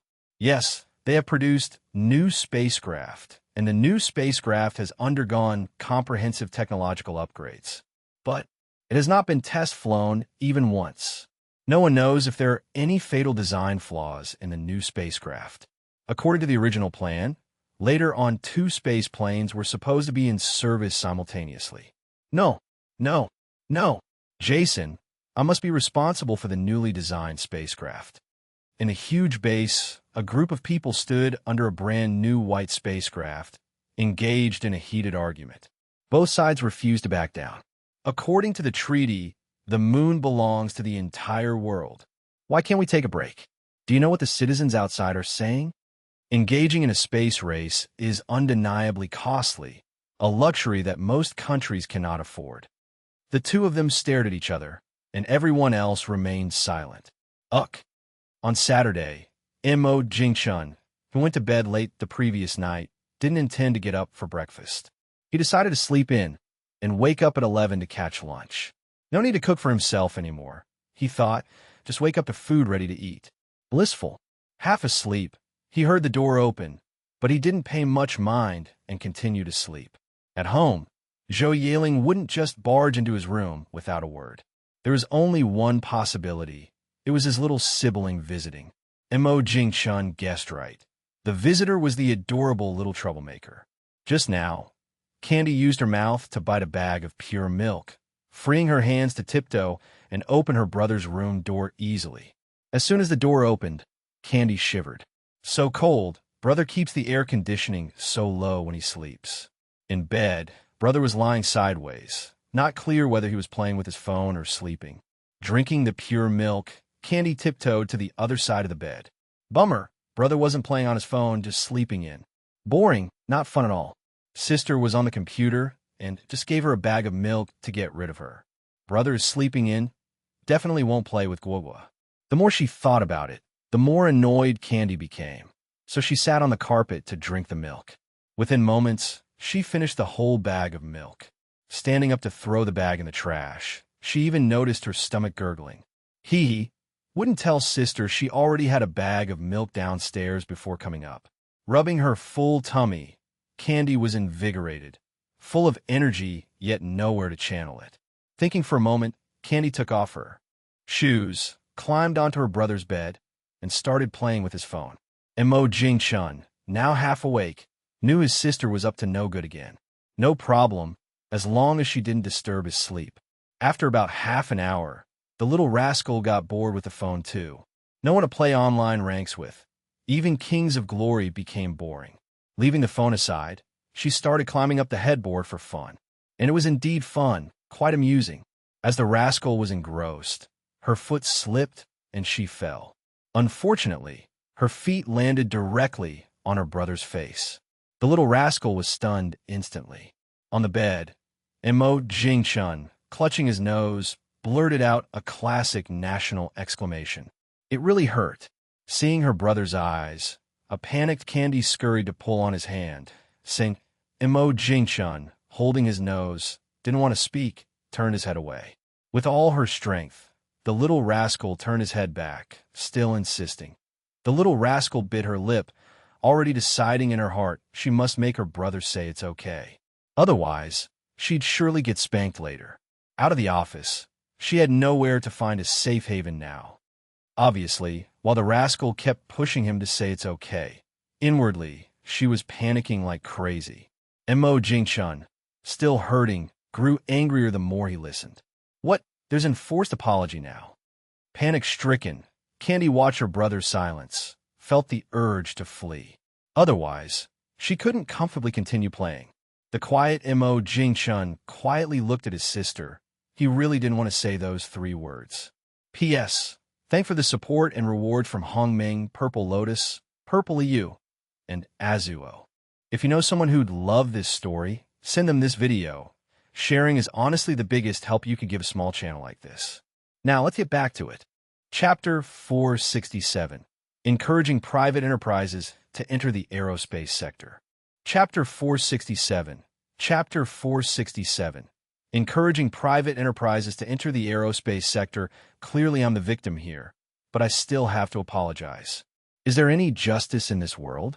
Feeling slightly better from the pain, Mo Jing-chun looked at his sister weakly and said, You're such a nuisance. Mo Jing-chun rolled his eyes dramatically and complained powerlessly. What's the deal? The little one stuck out her tongue and swung her hands and head in protest. A little accident. Montak Yingchun's mouth twitched. Wouldn't a big accident send him off to the mountains directly? Mo Jing-chun lifted the blanket and patted the spot next to him. Sleep. Though the little one didn't want to sleep, her brother's expression was too scary right now, like he could eat little kids. She didn't dare disobey. A pitiful Candy could only obediently lie down and attempt to sleep. More than an hour later, Candy still hadn't fallen asleep. Watching her brother with his eyes closed, Candy was uncertain whether he was truly asleep or not. After all, he wasn't snoring, so it was hard to tell. Candy furrowed her brows. Oops, drank too much whole milk, and now she needed to use the bathroom. Candy whispered. With no reaction after a long while, Candy turned over quietly and slipped out of the covers. Looking back, her brother's eyes remained shut. She patted her small chest in relief. Good, good. Her brother didn't wake up. Mo Jing-chun opened his eyes slightly, observing his sister quietly walking out, barefoot and holding her slippers. Great. No one was disturbing his sleep now. As it turned out, Mo Jing-chun's actions were very wise. Having used the bathroom and fearing her brother would notice her absence, Candy intended to return and continue lying in bed. Yet, when she reached the door, she was at a loss. Had she closed the door earlier? Probably not, but she wasn't quite sure. Not giving it much thought, she couldn't recall anymore. Candy turned the doorknob and pushed lightly. It wouldn't open. Quietly, Candy turned and ran away. Oh my, brother isn't asleep. If I don't run, I'll get a spanking later. During lunch, Zhou Yaling noticed how well-behaved Candy was today. Mo Jingshun glanced at the little one, who instantly looked guilty and hung her head down, eating in silence. Watching Zhou Yaling eat with her head down felt odd, like something was off. While lying in bed for a nap, Zhou Yaling finally realized what was wrong.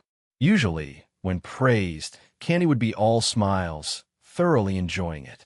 But during lunch, the little one didn't smile and just kept her head down, eating. This is clearly a sign of guilt. Zhou Yaling was curious about what Candy could have done while she was working upstairs in the morning. The big red koi was still alive and well, and there seemed to be nothing wrong with Bun and Little Gray. Could she have dismantled the battleship model in her brother's study? That probably wasn't it either. If she had dismantled the battleship model, her brother would have given her more than just a glance, at least a scolding. Almost asleep, Candy pursed her lips and mumbled, "What's going on?" Zhou Yaling wanted to ask more, but noticed that Candy was already asleep. In the afternoon, when going downstairs, Zhou Yaling found her brother sitting on the couch watching TV, and curiosity drove her over. Zhou Yaling plopped down on the sofa and curiously asked, "Brother, during lunch Candy was murmuring in her sleep about you not apologizing." Mo Jingshun glanced slightly at Zhou Yaling, who was full of curiosity. Hitting wasn't certain, but loving to tease his sister was true, though Zhou Yaling didn't dare say this out loud, merely thinking it in her heart. From childhood to now, he hadn't teased her enough. Having the head teacher pay special attention to her could only be arranged by this brother. Mo Jingshun blinked sluggishly and said casually, "Today, Mo Jingshun witnessed something new.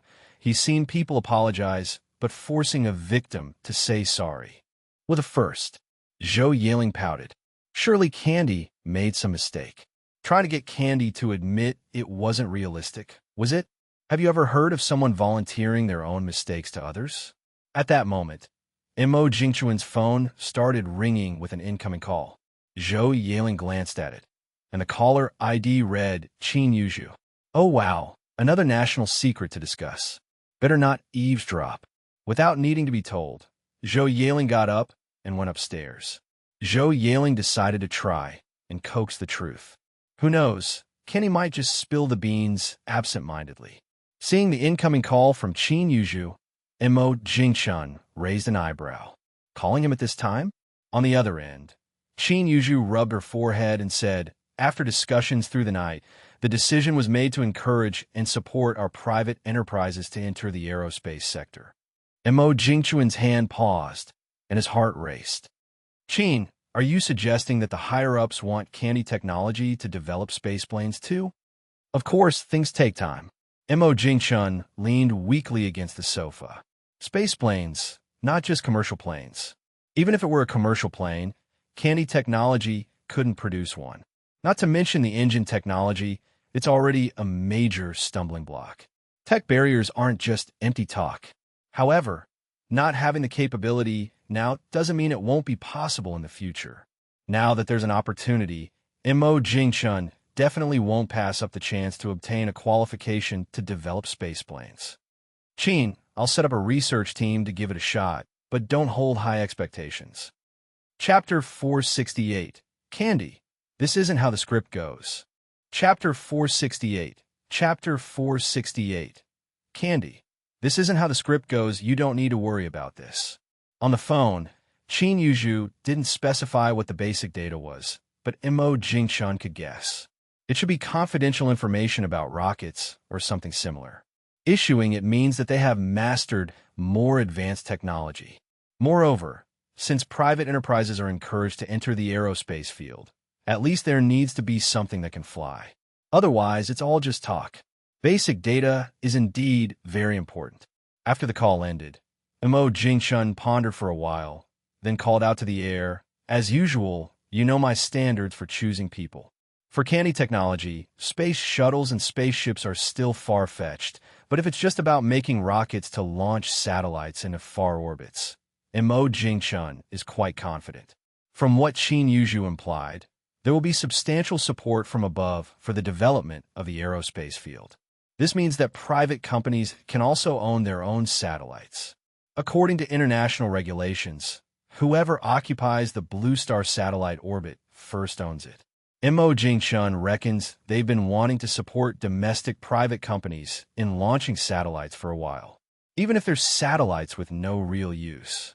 The satellite itself may not be very valuable, but its orbit is valuable, especially in the current situation where Starlink is occupying a lot of satellite orbits.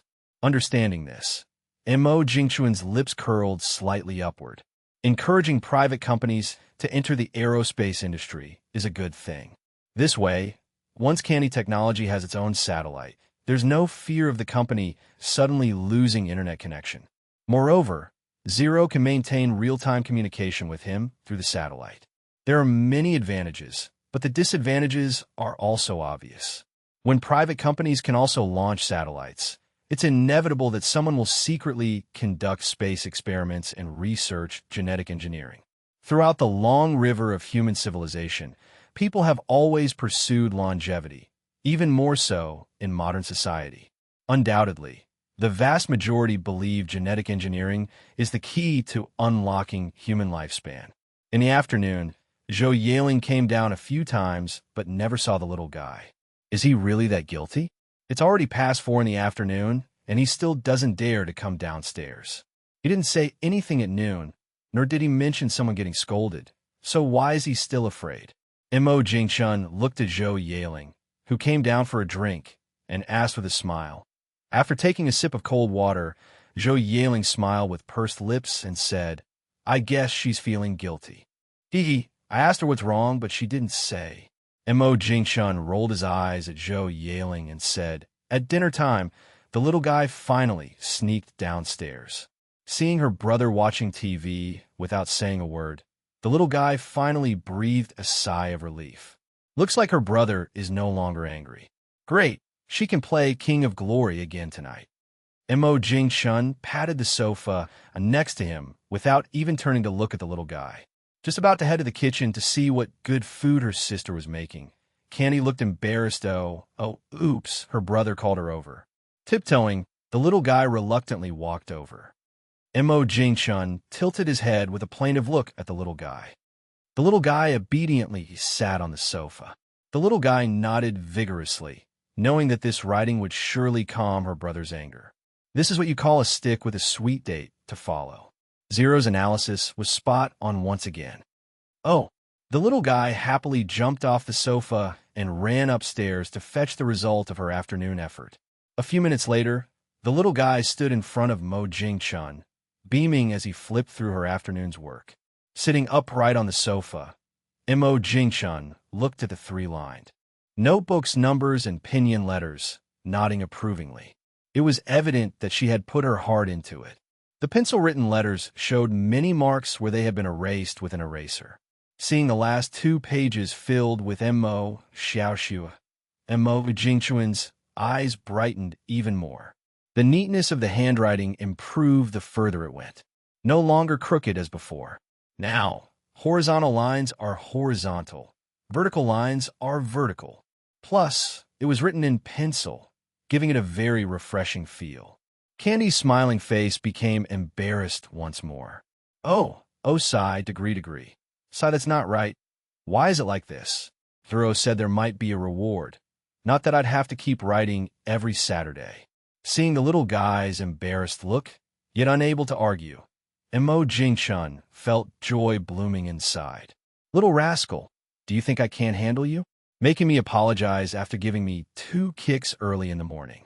Humph. It's already considerate of me not to enroll you in an extracurricular class. Otherwise, you'd really experience the terror of being ruled by an extracurricular class. Watching the little guy go upstairs defeated, Mo Jingchun was in high spirits. In the elevator, the little guy grumbled.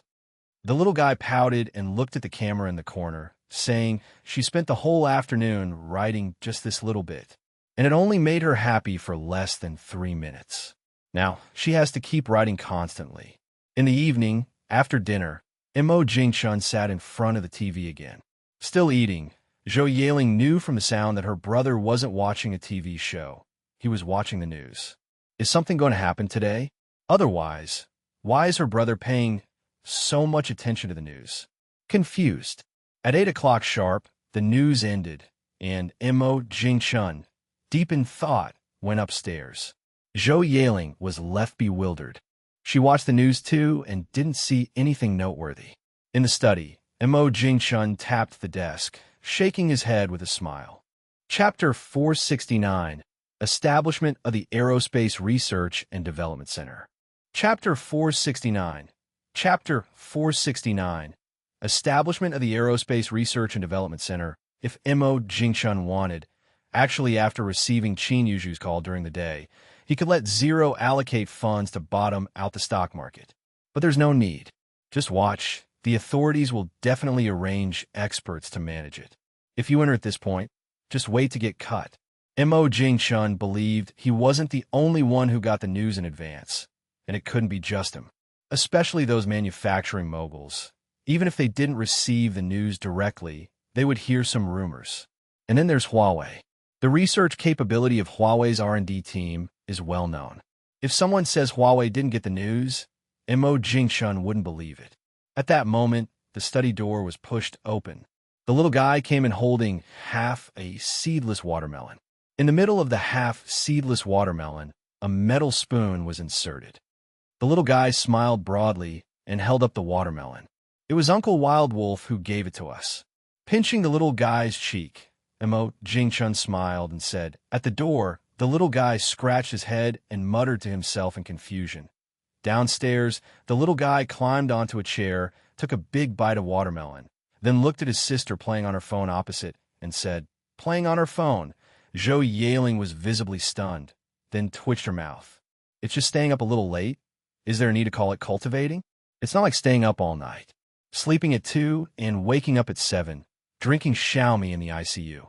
Sleeping at 3 and waking up at 7, rectangular urn. Sleeping at 4 and waking up at 7, baldness is yours. Sleeping at 5 and waking up at 7, you enter the paradise. I usually sleep at 1 at most and wake up naturally in the morning. Can this be called cultivating? It's just a delay in the biological clock. The little guy said discontentedly. The little guy seemed to understand and nodded, saying, oh, so it's staying up late. Eating watermelon. Zhou Yaling looked at Candy, who really thought they understood what cultivating was, and smiled. But Candy is right. Cultivating makes it hard to get up in the morning. In serious cases, you close your eyes, and hey, they don't open again.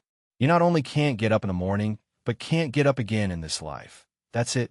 The next day, as Yaling came downstairs yawning, she saw her brother sitting there looking at a few sheets of paper. Zhou Yaling wanted to sneak a peek, but her brother covered the papers. Looking at Zhou Yaling still in her pajamas, Mo Jingchun smiled and said, instantly, Zhou Yaling was wide awake. She gave a little shake and shook her head. Involving secrets, seeing them is asking for trouble.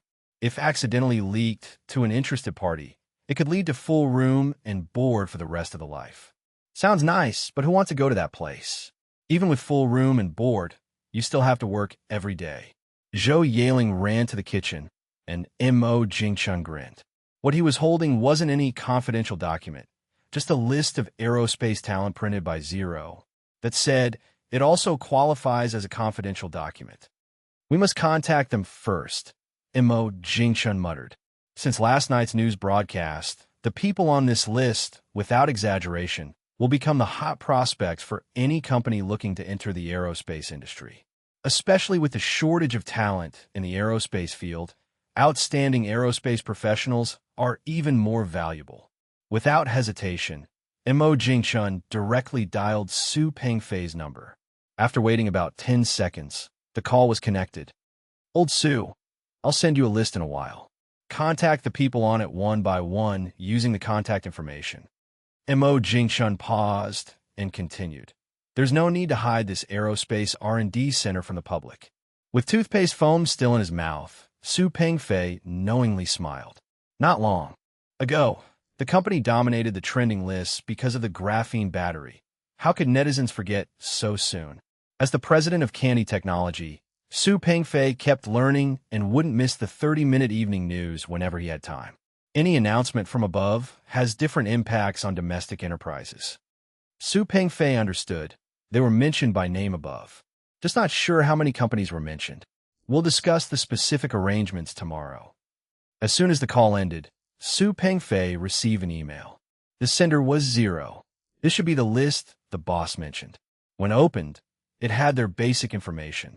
Plus, the boss just said they're all unemployed, and Su Pengfei instantly understood. The source of this list, perhaps. Can't say. It's important to act fast and get in touch before others do. Since the boss didn't say, he's not sure if this list is unique.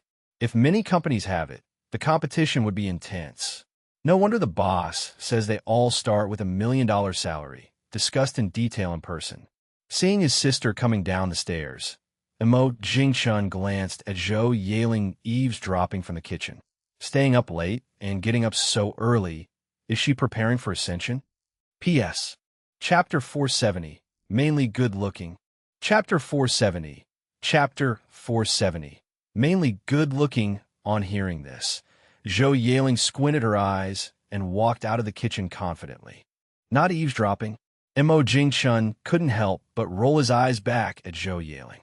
If your neck were as long as a giraffe's, you'd have put your head right from the kitchen into the living room. Eavesdropping or not, it doesn't matter.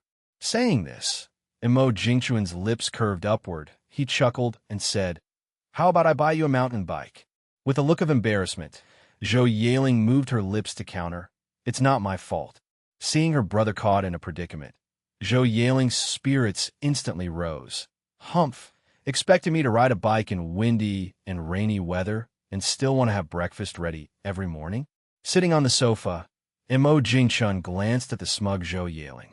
He really just said it casually. If she got angry and moved to the dormitory building, it'd be a disaster. Under the scrutiny of Emo Jingchun and Zhou Yaling, Candy drowsily stretched out her chubby right hand to touch the corner of her eye. Looking at the big surprise that fell into her hand, Candy gasped in surprise. Ah, no need for her brother to remind again. Candy shyly raced off, causing Zhou Yaling nearby to burst into laughter. The boisterous laughter directly attracted Bun and Little Gray from upstairs. Seeing the crazy female caretaker, Bun shivered with all its fat and fled back upstairs without a backward glance. Only the naive Little Gray circled around Zhou Yaling. On the sofa, Emo Jingchun was a bit surprised watching Little Gray. He hadn't really noticed it before, but today, taking a close look, Little Gray has grown quite a bit. Emo Jingchun vaguely remembered when Guogua first brought Little Gray to him for adoption. He was just a super tiny puppy, only as big as a palm. They say Chinese rural dogs are cutest when they're young. The bigger they grow, the uglier they get, sacrificing looks to grow up. Looking at it now, it didn't seem to be what everyone said. On the contrary, Little Gray's fur was silky, smooth, and shiny. Emo Jingchun, lost in thought, guessed it must be related to diet. Little Gray doesn't get poor quality dog food and is often taken to the pet hospital for baths. This also explains why those pet dogs, when tied up to guard the house in the countryside, grow so ugly. Except for Husky, of course. That guy looks silly no matter where it ends up. Emo Jingchun beckoned, and Little Gray immediately wagged its tail and jumped over from Zhou Yaling's side. Zhou Yaling looked on, pursing her lips. She'd never seen her brother take care of Little Gray personally, and really didn't understand why Little Gray still listens to him so well. And Bun, too, it's indifferent to her, but in front of her brother and Candy, Bun is a sweet and gentle big orange cat, though a bit heavy. All that feeding seems wasted. Emo Jingchun joyfully looked at Zhou Yaling's proud and jealous expression while stroking Little Gray's head. Who calls the shots in this house? With one word, he could send Bun and Little Gray off wandering. Especially Bun. That little thing is really smart. In the second-floor bathroom, Candy stood on a small stool, holding a 20 centimeters by 20 centimeters face towel, pressing her small face against the mirror, carefully checking if there's any eye gunk left. After confirming her face was clean, just to be sure, Candy wetted the face towel again, wrung it out, and seriously washed her face one more time. After draining the sink, Candy tiptoed to hang the cute illustrated face towel on the wall. Then, humming a song, she hopped downstairs. Holding a delicate wooden comb, Candy didn't wait for her brother's agreement and had already snuggled into his embrace. Every time in her brother's arms, Candy felt happiest, full of a unique sense of security, the kind no one else could give.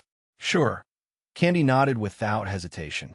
No choice, brother only knows a few ways to do hair. Gun hairstyle, ponytail, twintails, animore. Apparently not. Getting him to style those complex hairstyles, isn't that just troubling him? Minutes later, Mo Jing-chun contentedly observed his handiwork, a beautiful bun hairstyle. All right, the main point is Guogua is adorable. Any hairstyle looks good on her. All right, la la la la la la la la la. Holding the comb, Candy didn't take the elevator, she climbed the stairs up. In the quiet office building, only a solitary reception staff in the lobby held boredom. Even the building's main entrance had just one door open, while other exits were automatically locked. The receptionist, boredly scrolling short videos amid a gripping scene, lifted her head, catching sight of President Sue walking in. It startled her, and she hurriedly stashed her phone in the drawer. What was going on today? On weekends, leaders usually don't work overtime. Dressed casually, Su Pengfei nodded without stopping. Seeing President Su neither chastise her nor say much, heading straight into the elevator, the receptionist finally breathed a sigh of relief. Seemed like she dodged disaster today. In the office, Su Pengfei, having just turned on the computer, printed the spreadsheets immediately from the emails. Holding the still warm printouts, Su Pengfei paused briefly, then reached for the red wired phone on his desk.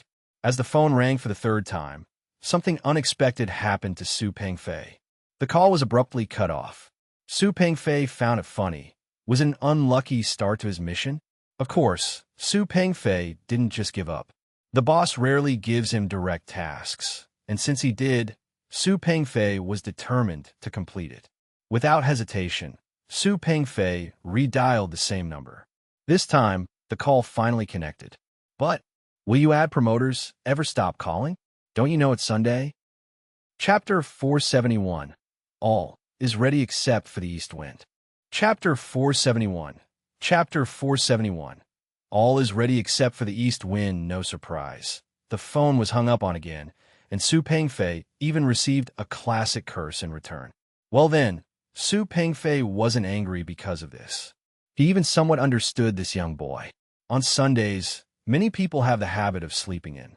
A whole week goes by, and it's finally a chance to rest, only to be disturbed. Even a clay Buddha has a temper, let alone a hot-headed teenager. In a tiny rented room of just 10 square meters in a lower-tier city, a messy-haired young man cursed a few times before going back to sleep. He worked a temporary job at a hotel until midnight yesterday, barely got his sleep, and was woken up early. Can you blame him for cursing? The more he thought about it, the angrier he got. This year has really been unlucky for him. Otherwise, as a proud graduate of a 985 to 211 university, he wouldn't have ended up in temporary work. Finding a job in his field in this small fifth-tier city is out of the question. He had already decided that if it came to it, he'd stop looking for a job in his field. People, until the end, don't want to face reality. Just as he closed his eyes, the young man opened them again. It was because that darn phone rang again. He was about to hang up again, but realized it wasn't a landline number this time. It was a mobile number. After a moment of hesitation, the young man chose to answer, mainly because he didn't know if it was a call from an agency. In tough times, there's no need to say no to money. Allow me to introduce myself. I'm Su Pengfei, the president of Candy Technology. If you don't believe me, you can check. If the other person hadn't spoken quickly, Song Xiaolei was ready to start lashing out. The president of Candy Technology? Why would such a big shot, with power over tens of thousands, call him? Rationally, Song Xiaolei checked the information. It was only then that Song Xiaolei was shocked to realize the two calls he had hung up on were really from Candy Technology. Minutes later, after ending the call, Song Xiaolei still felt like he was in a dream. Candy Technology was actually setting up an aerospace research center, and he was invited to be one of the research staff. With a slap, Song Xiaolei touched his right cheek and grinned foolishly. It really hurt. This wasn't a dream. Just then, a text message arrived on his phone. When Song Xiaolei opened it, it was an offer from Candy Technology. Instantly, all the disillusionment in Song Xiaolei's eyes vanished. After thinking for a while, Song Xiaolei immediately sent a message to the agency today, explaining that he couldn't attend the evening meeting. In life, you always have to keep a backup plan for yourself. Without hesitation, Song Xiaolei used his hard-earned savings to buy a high-speed train ticket to Fuching for today. In the small rented room, Song Xiaolei quietly packed his luggage. He didn't even forget the quilt on the bed. In the office, Su Pengfei spent 3 hours calling everyone on the list. Putting the phone down, Su Pengfei let out a sigh of relief. This recruitment work sure isn't easy. He had made all the calls, but he couldn't predict who would actually show up. Everyone verbally agreed, but whether they'll come is another story. Candy Technology offered a starting annual salary in the millions, but what about other companies? After a short break, Su Pengfei called his boss to report. Su Pengfei stretched and looked out the window. What he said earlier wasn't just to please his boss. Working wholeheartedly is indeed his obligation. Right now, he's tied to Candy Technology's success. The better Candy Technology does, the higher his annual income will naturally be. Similarly, if Candy Technology declines, his annual income will decrease as well. Downstairs, Su Pengfei looked at the well-behaved reception staff standing straight. Su Pengfei knocked on the reception desk and reminded them, "But you should still pay some attention. Playing on your phone is fine. Even if the boss sees, they won't say much." Pausing for a moment, Su Pengfei added with deep meaning. After speaking, Su Pengfei turned and left, leaving the receptionist puzzled in the breeze. Suddenly, her phone rang. It was an email sent by the artificial intelligence Zero. Instantly, her heart tightened. The email contained a link. When she opened it, she was embarrassed. The link was to a video showing surveillance footage of her laughing loudly. She cautiously glanced at the camera above her head. In the next second, her eyes widened in shock. The camera moved and focused directly on her. On Monday, Candy was still yawning when her brother brought her to the company in the early morning. Zhou Yaling also unexpectedly arrived early at the company today. Well, it wasn't by choice. Having just been let down from her brother's embrace, Candy was still a bit drowsy. She looked around and headed straight for the bedroom behind the office. She couldn't help it. She needed a little more sleep first. Meow, good boy. As soon as she spoke, Candy already fell asleep. Mo Jingchun, who didn't enter the bedroom, naturally didn't know about this scene. Mo Jingchun asked Zero to turn on the computer, and less than 10 minutes later, Xia Xiaoman walked in. From Xia Xiaoman's expression, Mo Jingchun could see surprise. Clearly, Xia Xiaoman was surprised that he came in so early today. By the way, how's the Phase 3 project of the science park going? The Aerospace Research Center is always not suitable for being in the office area. Xia Xiaoman pondered for a moment before replying. 3 months, huh? Make sure Li Wanning keeps a close watch. P.S. Thank you to Hongmeng Zilian, book friend 20170701200725911, and Dreamback to Chang'e 12 for their rewards and support. Chapter 472. The Increasingly Intelligent Zero. Chapter 472. Chapter 472. The Increasingly Intelligent Zero. Mo Jingchun nodded. Take this list. The people coming these few days, I'll leave it to you to arrange. Holding the list, Xia Xiaoman nodded seriously. This small matter is something she is capable of handling. Actually, Mo Jingchun was also very aware that the real talent in the aerospace field are basically in national institutions. The ones left, to put it bluntly, are the leftovers. But for Mo Jingchun, this wasn't a big issue. His requirements weren't so grand, like those above researching real spaceplanes. His current short-term goal is just to launch a satellite into space via rocket. Thinking of the satellite, after a bit of thought, Mo Jingchun decided to assign this task to Zero, just to take this opportunity to see any progress Zero has made after absorbing the battle armor's AI code. Zero is certain to complete the task of designing the satellite. Mo Jingchun was confident of that. After all, much of the satellite data on the internet is not any secret. Just like the human race's known ultimate weapon at this stage, the nuclear bomb. The principles and manufacturing process are all out there in the open. But so what? Does knowing mean being able to manufacture a nuclear bomb? If it were so easy, there wouldn't be only a few countries around the globe possessing nuclear bombs. The same goes for lithography machines. Just then, a sudden ringing sounded in the office. The ringing came from one of the desk phones on Xia Xiaoman's desk. Xia Xiaoman strode over to the desk and picked up the phone. "Hello, Secretary Xia. This is the HR department." President Su had already informed them yesterday, so the HR department wasn't surprised that someone was applying for the researcher position at the Aerospace R&D Center. The only curiosity was that the company intended to venture into aerospace. Was the company's goal not to be in the global top 10, but to reach the sea of stars? Immediately, the person on the phone from HR got goosebumps all over. Holding the SMS offer on his phone, Song Xiaolei looked strangely at the girl in front of him. What middle school syndrome is this? Why the shivering all of a sudden? Seemingly sensing Song Xiaolei's gaze, the HR person coughed to play down the awkwardness. But the sea of stars, it's truly inspiring. The sea of stars, it isn't just a dream for boys. Cough, cough. I've already contacted the boss's secretary. Please wait a moment. Song Xiaolei indeed was in no hurry now. Since he was already sitting there, the offer in his hand couldn't possibly be fake. Coupled with what President Su said, with an annual salary starting from $1 million, why be anxious? $1 million to start. Even if it's just $1 million, he could accept it. Unlike usual, the classmate group was quite lively these past couple of days, all because of that news from the other night. And because of that news, everyone in their major had become hot commodities. Reportedly, even juniors and seniors who haven't graduated yet were being sought after by large companies. No, not just juniors, but freshmen and sophomores too. On the other side, after putting down the phone, Xia Xiaoman turned her head to look at the boss sitting there. Mo Jingchuan's mouth curved into a grin. Having such proactive individuals is a good thing, hoping they remain this proactive during research. Xia Xiaoman picked up a folder from the desk, grabbed a pen, and headed to the HR department. After Xia Xiaoman left, the office quieted down. Without Candy causing a ruckus, Bun and Little Gray in the corner were very well behaved. Mo Jingchuan's forehead twitched.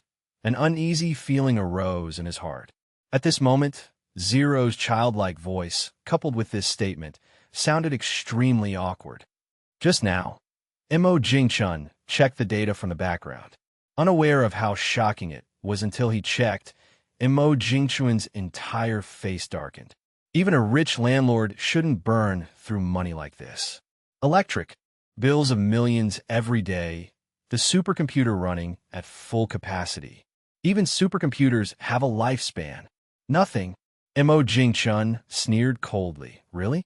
What kind of photos could occupy that much memory and consume so much computing power? Could it take up more space than an illegal video? Entering special commands, Mo Jingchun directly accessed the supercomputer's background. Looking at the images displayed on the computer monitor, Mo Jingchun fell into contemplation. The so-called images were not something rare, but were captured by the new James Webb Space Telescope, known as the window to the universe, capable of observing the distant universe. They were uncompressed versions. Boss, using human terms, it's curiosity. Mo Jingchun enunciated each word. One could see the surprise and delight on Mo Jingchun's face. Indeed, delight. If an AI starts getting curious about new things, what does that indicate? The answer is self-evident. On the computer screen, a little toddler wearing a diaper jumped in from the edge, holding a lollipop. That's right, an Alps lollipop. Montauk Yingchun seriously doubted Zero was simulating Candy. Otherwise, how to explain the lollipop and the bun hairstyle on the head? Sometimes, a person might not seek trouble, but trouble finds its way to them. For the satellite launched into space with great difficulty, Mo Jingchun didn't want it to be easily taken down by others. Inside the computer, Zero licked the lollipop, frowning. With a crunch, Mo Jingchun's mouth twitched. Zero on the computer had bitten a chunk off the lollipop. Chapter 473. Let's make it even livelier. Chapter 473. Chapter 473. Let's make it even livelier. Zero is getting more intelligent, or rather, smarter. For humanity, whether this is good or bad, Mo Jingshun cannot be certain. But for him, it is undoubtedly a good thing. Right now, Zero has his constraints, but what about in the future? Humans are destined to die eventually. The only way is to gradually instill in Zero the three views. A view on life, values, and the world. Since humans can be divided into good and bad, Mo Jingshun believes that even awakened artificial intelligence follows the same rule. Any new life starts as a blank sheet of paper. The key lies in what content is on this sheet and who is drawing and writing on it. At the very least, he hasn't found any anti-human tendencies in Zero yet. In the HR department's office area, there are several meeting rooms used for interviewing candidates. In one of the meeting rooms, Song Xiaolei sat there somewhat restrained. He no longer had the relaxed demeanor he had earlier. The HR girl had left, but there were still two people in the meeting room. Sitting directly opposite him was the secretary of Candy Technology's founder, Mo Jingchun. This person had the authority to decide his employment status and salary.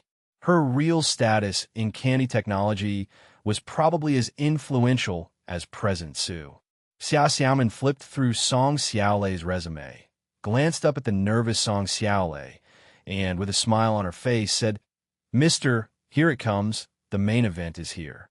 Song Xiaolei became even more nervous, unsure of what technical questions this person might ask during the interview. In reality, Xia Xiaoman had only skimmed through Song Xiaolei's resume. To be honest, it didn't have much reference value. As for technical questions, she wouldn't know either. Besides, anyone taken in directly by the boss would definitely be technically competent. The reason she was sitting there was to finalize Song Xiaolei's salary and benefits. To be precise, to refer to the salary and benefits given by the boss and establish an employment contract satisfying both parties. The idea being that everyone benefits. "May I know what your expected salary is, Mr.?" Already nervous, Song Xiaolei found this question from Xia Xiaoman even more nerve-wracking. What's the appropriate amount? Since $1 million annual salary is the start, the minimum is an annual salary of $1 million.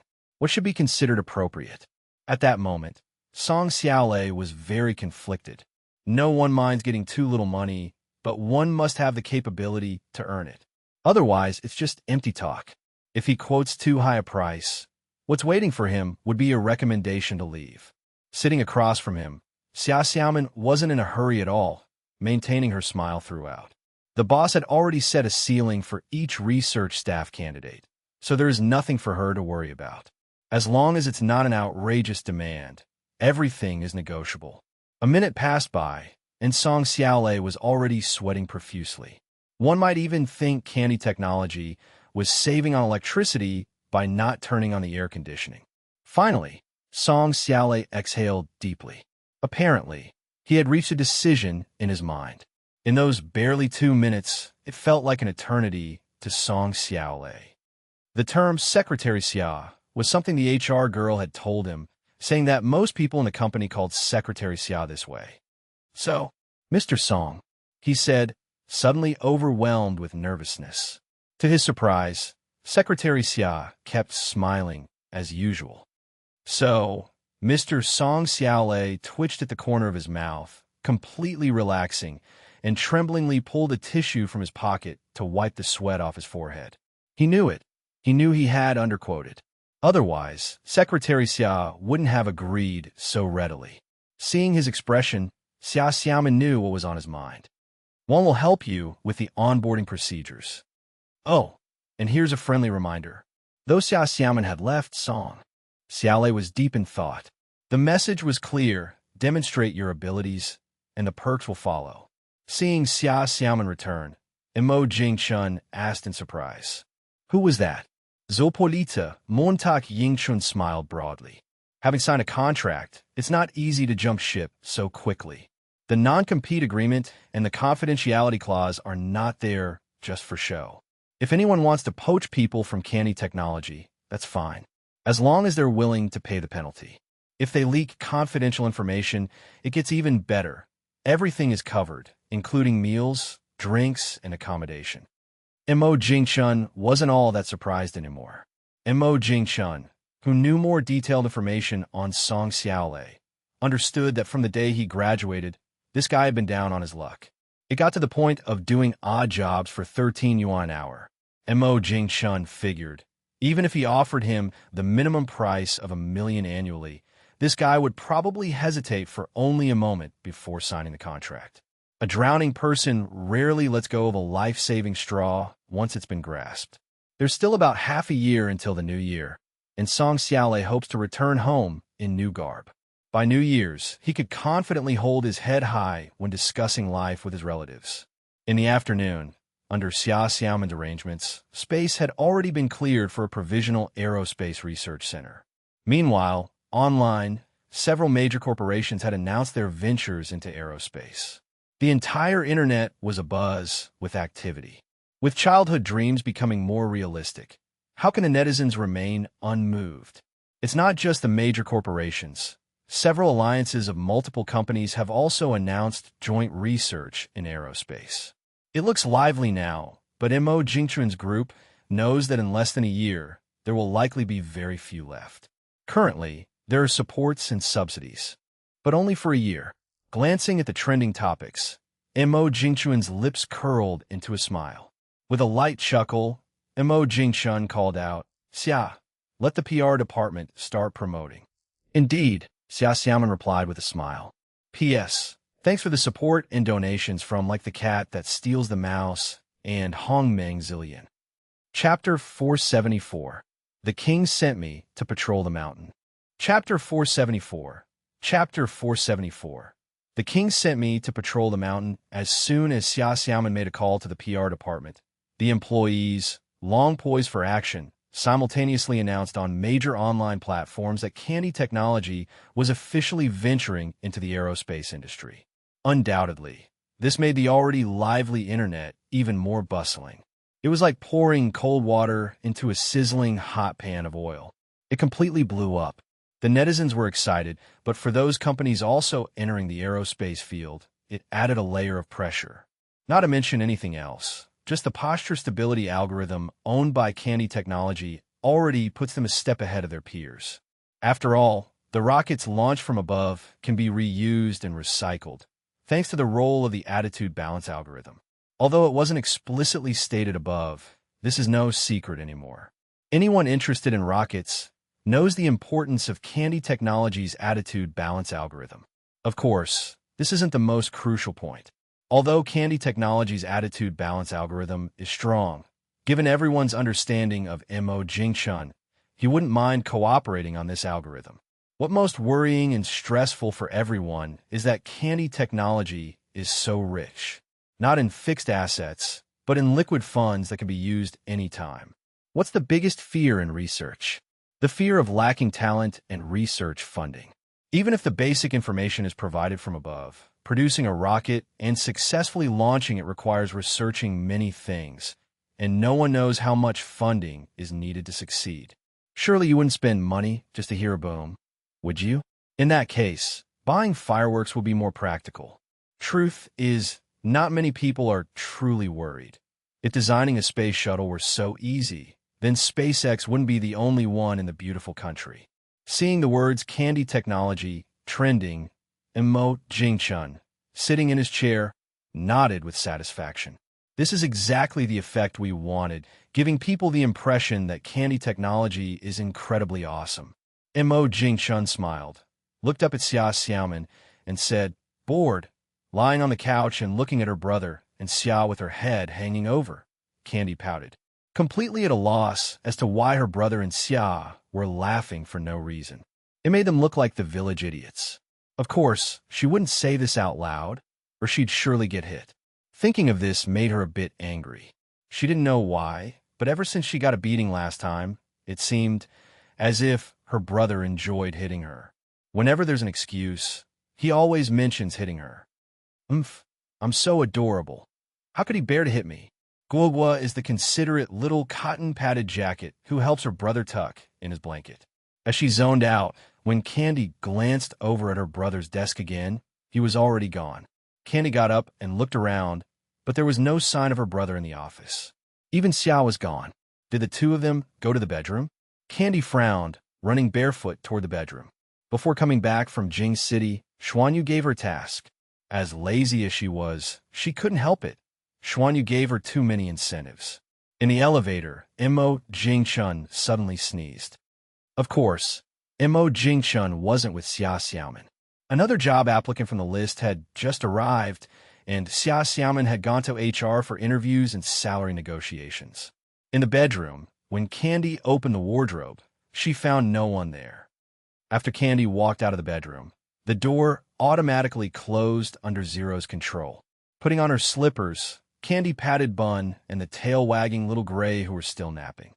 Meow, meow, the lazy Bun shook his fur and perked up his ears. Watching his little master already heading out without looking back, Bun gently leaped off the couch. What they call patrolling is really just wandering aimlessly around the company. Looking for her brother? She won't bother. She had just asked Zero in the bedroom. Her brother hadn't gone to the lab. He wasn't there, and she couldn't go up either. It's so hot outside, without battle armor, she doesn't want to head that way. On the 19th floor, everyone watched Candy with her hands behind her back, mimicking the boss's way of looking around, and smiled knowingly. Candy was bored with nothing to do again. To be precise, she didn't know what fun things there were to do at the moment. Naturally, patrolling became one of Candy's pleasures. Kids, after all, love to mimic the grown-ups at home. The little one brought Bun and Little Gray for a walk around 19th floor and left without looking back. It's just that her little pocket was already bulging. Waiting for the elevator, Candy looked full of melancholy. Saying this, Candy took out a frog from her pocket. Not a live one, but a frog folded out of paper. Candy looked at the frog with curiosity. That sister was amazing. Clearly just a piece of paper, but in her hands, it turned into a frog in no time. Ding! The elevator arrived just as Candy was ready to enter and ride to another floor. But as soon as the elevator door cracked open, Candy's eyes widened. Behind Candy, Little Gray walked in, wagging its tail. Even Bun shifted its position. Blocking the way of this grandpa wasn't good. It could lead to being homeless. Candy stammered, "Bro." Mo Jingchun also raised an eyebrow. Wasn't Candy supposed to be in the office? How did she manage to run over here after patrolling for such a short time? Of course, he also noticed the paper frog in Candy's hand. Saying this, Mo Jingchun unceremoniously took the paper frog away. There wasn't anything wrong with the frog. Mo Jingchun was just worried that one day, a gift Candy accepted might be problematic. Even though Zero was always monitoring Candy's surroundings, many things aren't discovered even though you are cautious. Feeling guilty, Candy could only watch helplessly as her trophy was taken away. Luckily, her brother just said that one line and went inside. Without thinking, Candy dashed into the elevator. What are you two still standing there for? If they stayed any longer, there was a good chance of getting hit. Chapter 475. Not you. Chapter 475. Chapter 475. Not you in the originally relaxed and cheerful office area. The smiles on everyone's faces suddenly froze. Everyone started working seriously. Damn, why is the boss here? This is unprecedented. According to past routines, the boss has never patrolled at the same time as Candy. This was everyone's common thought. Wait, what is the boss holding? It looks so familiar. Because the boss was always hiding it behind his back, no one noticed before. Now, after the boss walked by, the people behind noticed he had something in his hand. The thing in his hand was too obvious. No wonder it looked familiar. Isn't that the paper frog from Candy's pocket? Having thought of something, a few people exchanged glances and felt a chill in their hearts. It seems someone's going to be in trouble. About 10 minutes later, under everyone's peripheral vision, the boss left without saying a word. It was impossible to tell the boss's mood. Gung Hueling, with a desk near the corridor, couldn't calm her mind for a long time. At the first sight of the paper frog in the boss's hand, Gung Hueling was first stunned, then broke out in a cold sweat in fear. Isn't that thing her masterpiece? How'd it end up in the boss's hands? As Gung Hueling anxiously awaited the death sentence, The boss merely glanced at her and walked past. Despite the boss just shooting a glance, Gung Hueling understood that it was already a warning. Another time, and Gung Hueling had no doubt the boss would have her fired. She's not dumb, quite the contrary. She's smart and good at reasoning like the boys in engineering. The boss's real concern was not the paper frog, but the fear that someone might pass dangerous items to Candy, like a bugging device. As Gung Hueling guessed, Zero had already told Mo Jingchun that the frog in hand had no issues. If you nitpick, there was the issue of wasting company resources. Okay, in the worst case, it was just a waste of an unused A4 sheet. Mo Jingchun casually placed the frog on the desk. But where's Candy? Is she also pretending to patrol like him? Otherwise, how else to explain Little Gray and Bun's absence? In the president's office, Candy was lounging on her special lazy sofa, enjoying snacks and drinks, completely not looking like someone avoiding a problem. She definitely wasn't going to the office for now, as her brother might still be upset. Getting a scolding for no good reason was not worth it. There was food and drink here, anyway. Zhou Yaling looked at the intern evaluations from the training instructor, feeling a bit troubled. So many perfect scores with limited slots available. How was she supposed to allocate the excellent bonuses? Choosing at random would surely cause dissatisfaction. She turned her head to glance at Candy, who was wolfing down snacks, and envied her in that moment. "Sheesh," Candy said, popping another potato chip in her mouth. There was indeed something, but sadly it's not something a kiddo like you can solve. The crispy, crunching echoed next to her, and Zhou Yaling realized Candy had somehow already walked over from her lazy sofa. During school, she liked perfect scores too. But now, she wished the percentage system could be precise to 2 or even 3 decimal places. If the president hadn't been there, others couldn't resist laughing. Candy nodded while munching on her chips. As they say, bystanders see more clearly. Candy's words suddenly enlightened Zhou Yaling, a revelation dawning on her. Candy, holding her chips, was dumbfounded. Who am I? Where am I? What just happened? Zhou Yaling connected with Zero, and soon a brand new ranking chart appeared on her computer desktop. The scores there were multi-dimensional evaluations given by Zero through observation. All afternoon, Candy obediently stayed in the president's office. Bun disappeared at some point, but Little Gray loyally stayed by her side. Mo Jingchun knew Candy was in the president's office. Seeing her absent for half an hour, Mo Jingchun naturally learned Candy's location from Zero. When it was time to clock out, everyone started leaving one after another.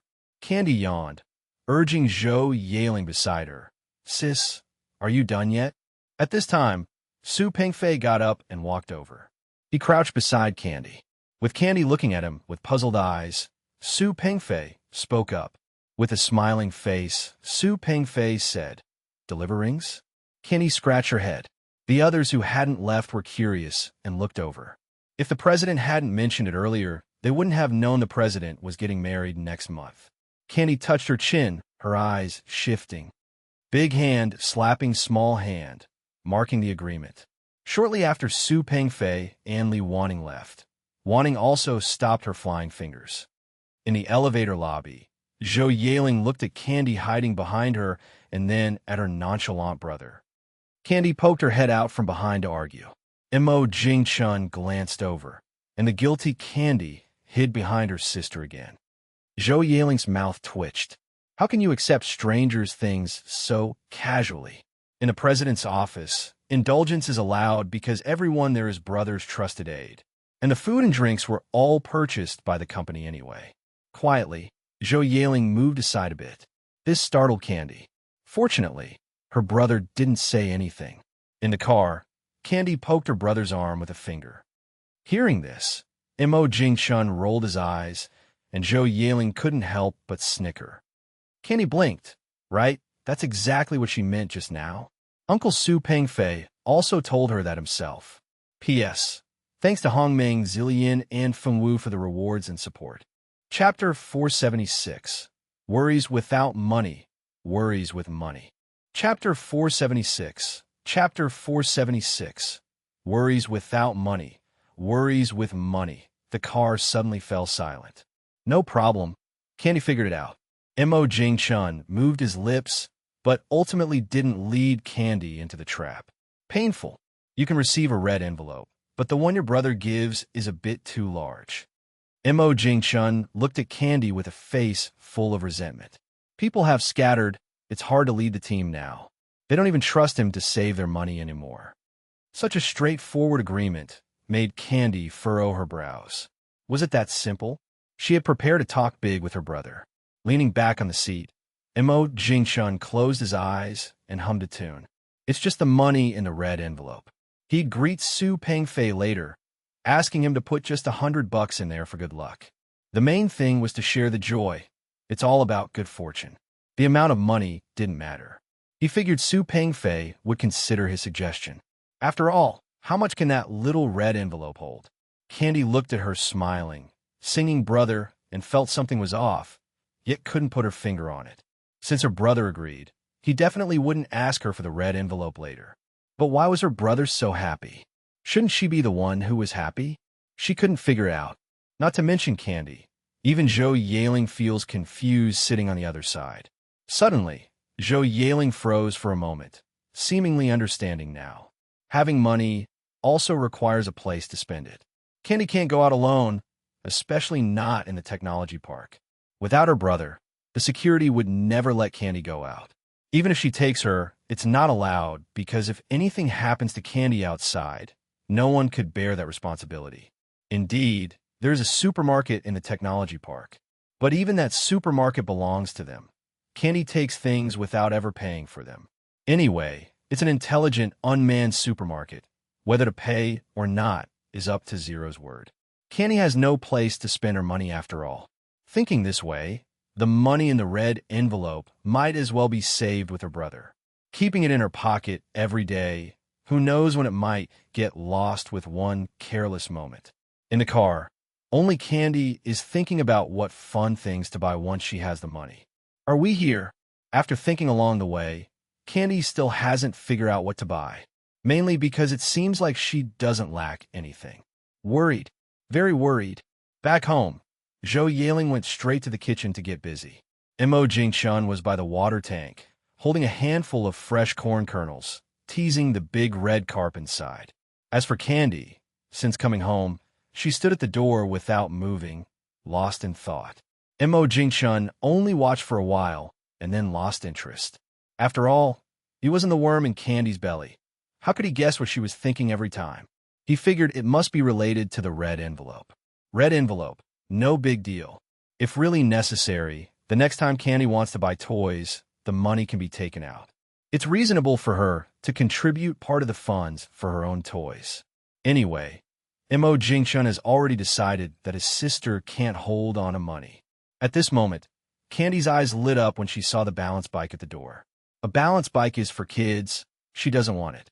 If she did, the balance bike wouldn't be collecting dust by the door. She's about to move up to a big class. A bicycle is what she'd ride. Hee hee. Once she has the red envelope, she'll buy a bicycle. La la la la la la la la la la la la. Mo Jing-chun watched Candy bouncing happily toward the kitchen, feeling somewhat buffed. She was just worried. How come she's suddenly all smiles, so cheerful?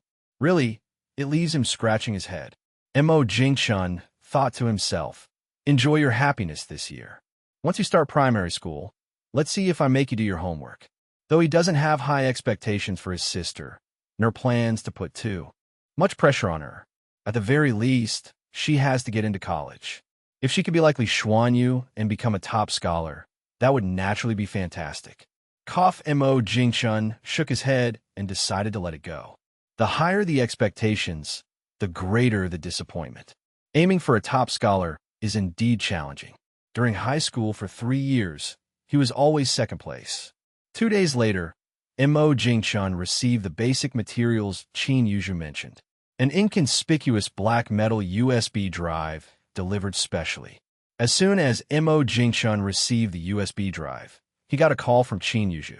It's nothing, just a reminder that even though the USB contains basic aerospace rocket information, it should be handled securely.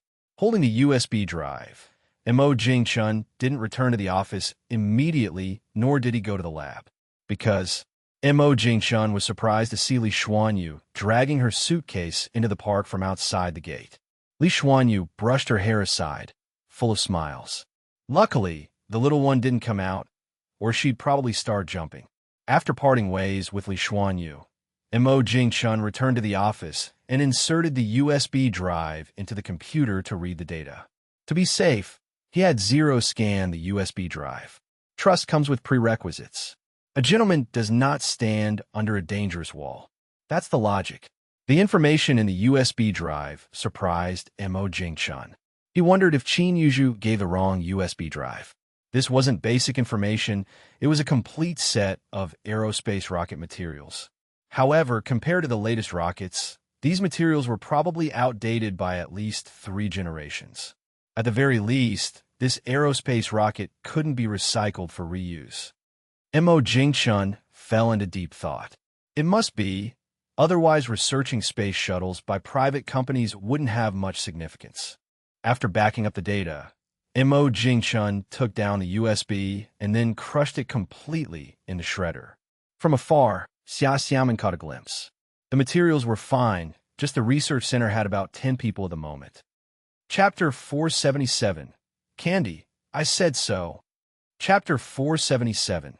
Chapter 477. Candy, I said so. In the dormitory, Li Xuanyu lay on the bed, ready for a nap, looking at the file with the words officially qualified and smirking stupidly. After a year, finally graduating from university and smoothly qualifying. Knock, knock. Knock. Li Xuanyu raised an eyebrow. Did someone just knock on the door? Probably not. It's been a year since she moved into this dormitory, and no one has ever knocked on her door. Knock, knock. Knock. Li Xuanyu was very sure that someone was knocking on her dormitory door. Could it be Candy? Mo Jing-chun mentioned in the morning that he would send Candy with an invitation. That must be it. Opening the door, Li Xuanyu seemed a bit surprised. The famous senior of the school. How could she be here? In the dormitory, Wei Luxue grumbled about her previous experiences, leaving Li Xuanyu stunned. Is graduate school really full of such tricks? Hearing that Wei Luxue is now Mo Jing-chun's student, Li Xuanyu was shocked. Then, Li Xuanyu realized why the senior wanted a visit. To persuade her to follow in her footsteps and study graduate under Mo Jing-chun. Li Xuanyu couldn't help but twitch at the corners of her mouth. Surely this is Na's idea. Besides Na, Li Xuanyu couldn't think of anyone else. No way she's going for graduate studies. She definitely doesn't want to become Mo Jing-chun's student again. At about 4 in the afternoon, Mo Jing-chun took out the invitation from the drawer. Candy, still engrossed in playing her game, looked down and walked over. Probably because Mo Jing-chun spoke, the teammates who were chatting went quiet. Candy combining that voice just now, they had a scary guess. Candy's eyes lit up. Sis Xuanyu is back. Doesn't that mean her task is perfectly completed? Just when they managed to defeat the dragon, it got snatched away by the opposing little Lu Ban, leaving Candy furious. The 4 teammates guessed Candy's identity and, without a word, followed her into the opponent's crystal. By now, Lu Ban knew that stealing the dragon wasn't an easy task, especially since it was Kai's. Sure enough, without clearing the minion waves, the 5 of them rushed in together. The target was very clear, the little Lu Ban with the small backpack. One strike, just one strike, and little Lu Ban hiding in the fountain was done for. Predictably, the minion wave had already been brought to their home crystal. By then, it was too late to return to the base. Candy pouted. Clearly, the game was lost. Carrot, putting her phone in her pocket, Candy stood on her tiptoes and took the red invitation from her brother's desk. Mo Jing-chun waved his hand. Little Gray didn't need to be called. It followed her eagerly. Bun on the sofa didn't even lift an eyelid. It's so hot outside. It's not a place for a cat. Not going, not going. A few minutes later, the little one and little Gray stood at the entrance hall, not stepping out for a long time. Candy looked up at the sky and sighed. It's already past 4. Why is the sun still so strong? Candy, heading back, picked up an umbrella from the umbrella stand in the hall. But the umbrella was a bit large. Just as Candy was figuring out how to open the umbrella, a hand reached over. Candy looked up. It was the lady at the reception. At the entrance of the hall, Candy rested the umbrella on her shoulder and turned around to say, "The moon, the natural satellite of Blue Star. Since ancient times, the moon has been endowed with mythical colors by humans. People have long debated the origin of the moon. Now, in multiple craters on the moon, there are signs of human activity. The difference is the flags are different. In one crater, there are several buildings resembling yurts, which is the moon base of Xia country.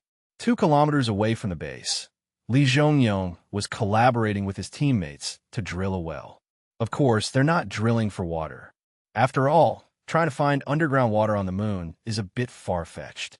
This is an exploration well used to probe underground materials. Been at this moon base for a month, and Li Zhongyong's daily task is this 7 centimeters diameter well before him.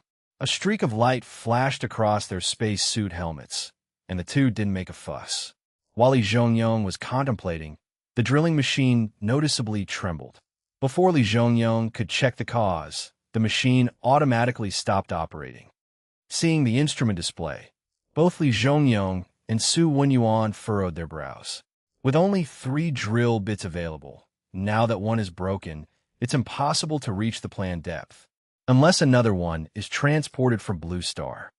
More than half an hour later, the bit was extracted. On the moon, within the lunar bases of various countries, there's no distinction between day and night. To experience the lunar night, one must venture to the far side of the moon. Meanwhile, on Blue Star in Xia country, most regions had already entered the night. Mo Jingchun sat on the sofa watching the news, and Li Xuanyu was making a racket in the kitchen, chopping something. In the dining room, Bun enviously watched as Little Gray ate its little fish snacks.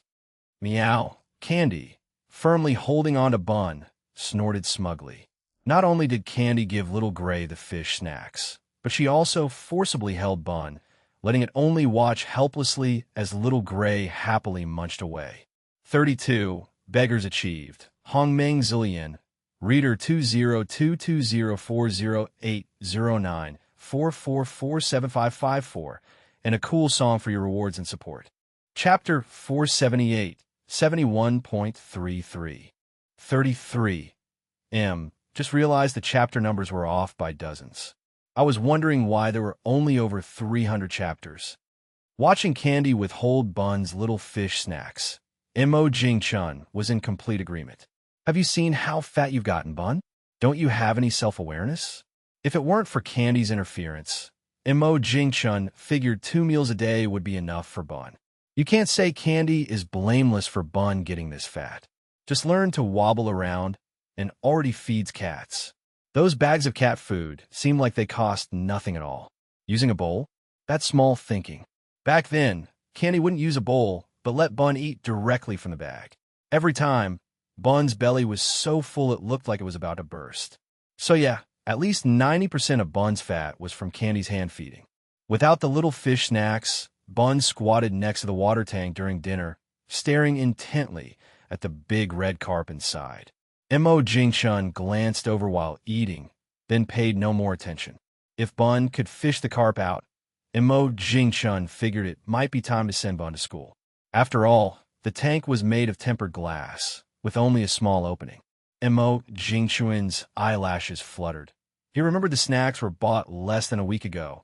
How could they be gone so quickly? Could it be all fed to Little Gray?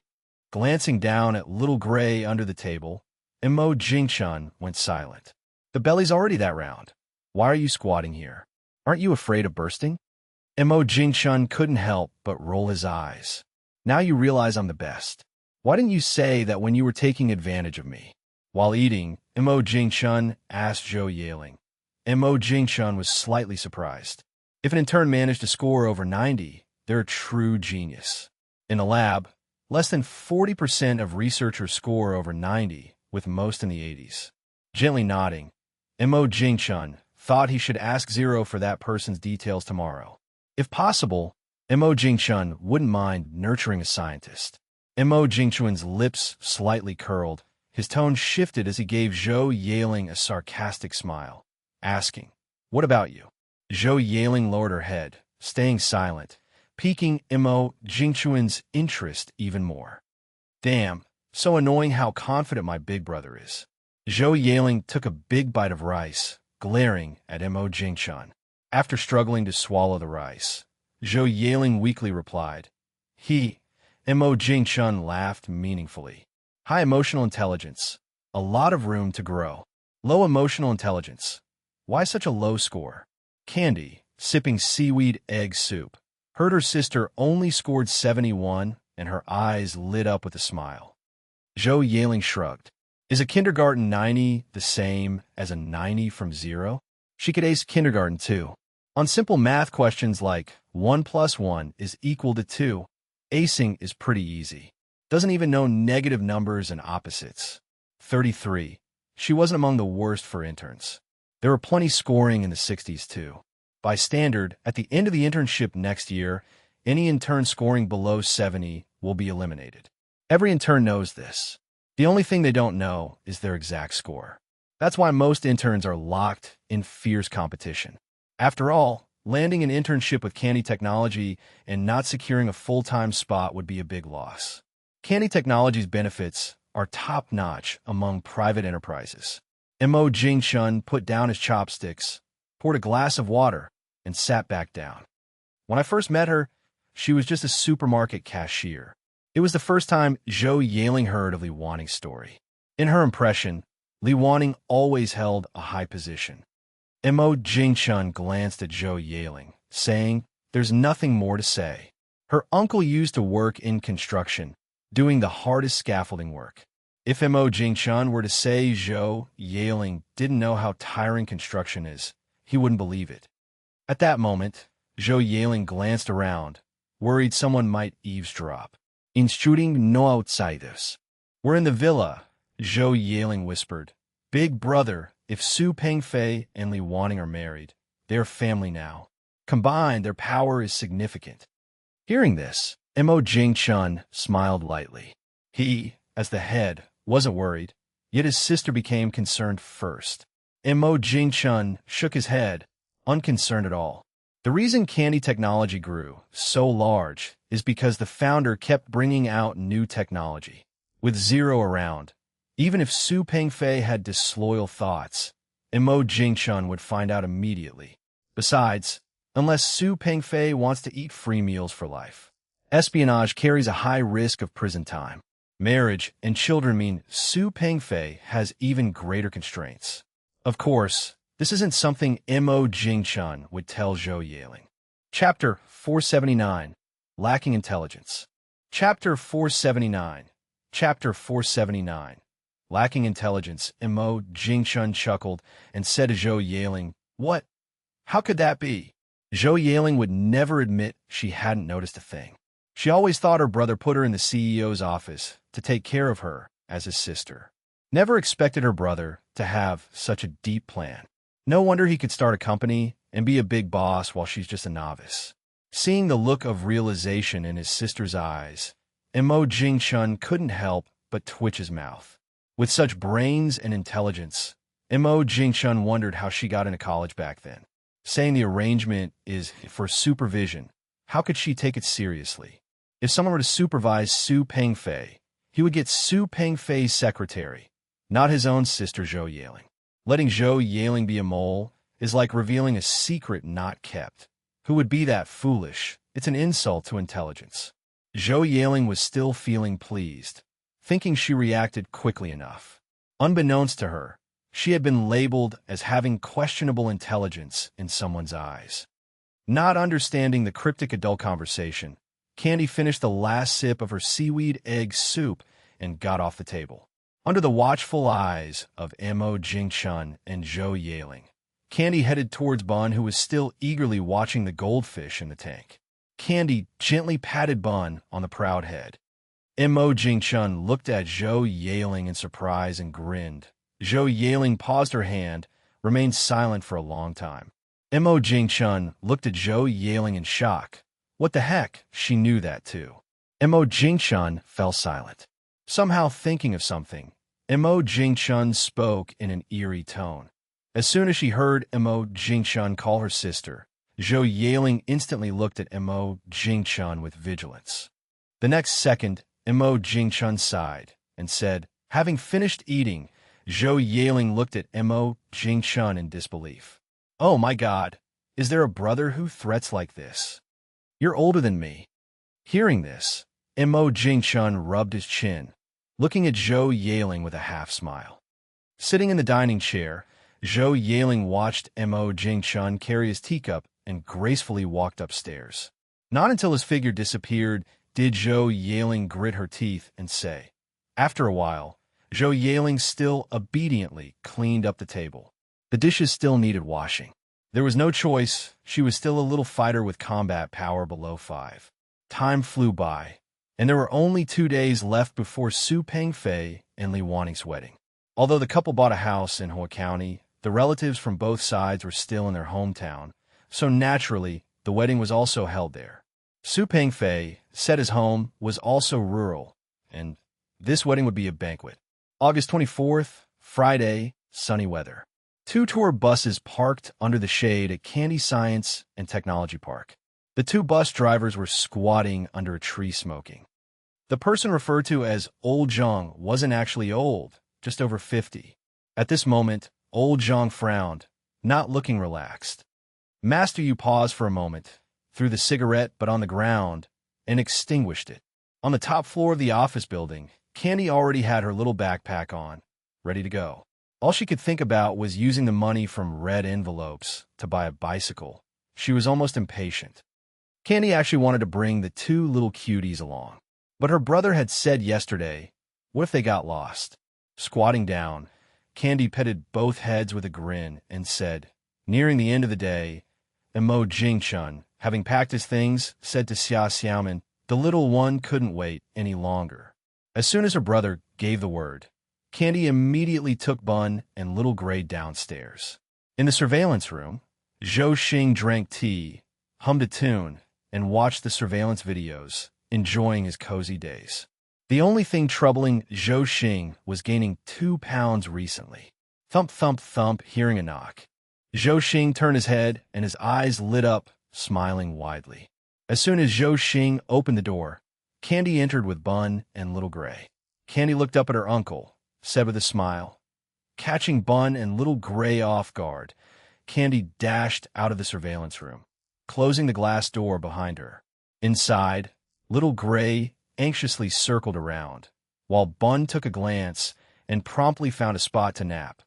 Woof, woof, woof, P.S. Thanks to the Inference Heaven sect member A, Smiling Eyes, and Hongming Purple Lotus for their rewards and support. Chapter 480, Look, It's a Plane. Chapter 480. Chapter 480, Look, It's a Plane. Su Pengfei took leave to go back home early for wedding preparations. The task of arranging the company's attendees for the wedding naturally fell on Mo Jingchun. But with Xia Xiaoman around, Mo Jingchun felt no pressure and acted as a hands-off manager. In the lobby of the office building's first floor, Zhou Yaling held Candy in her arms and watched colleagues, laughing and chatting, head out with large and small bags. Yet she wasn't in any hurry at all.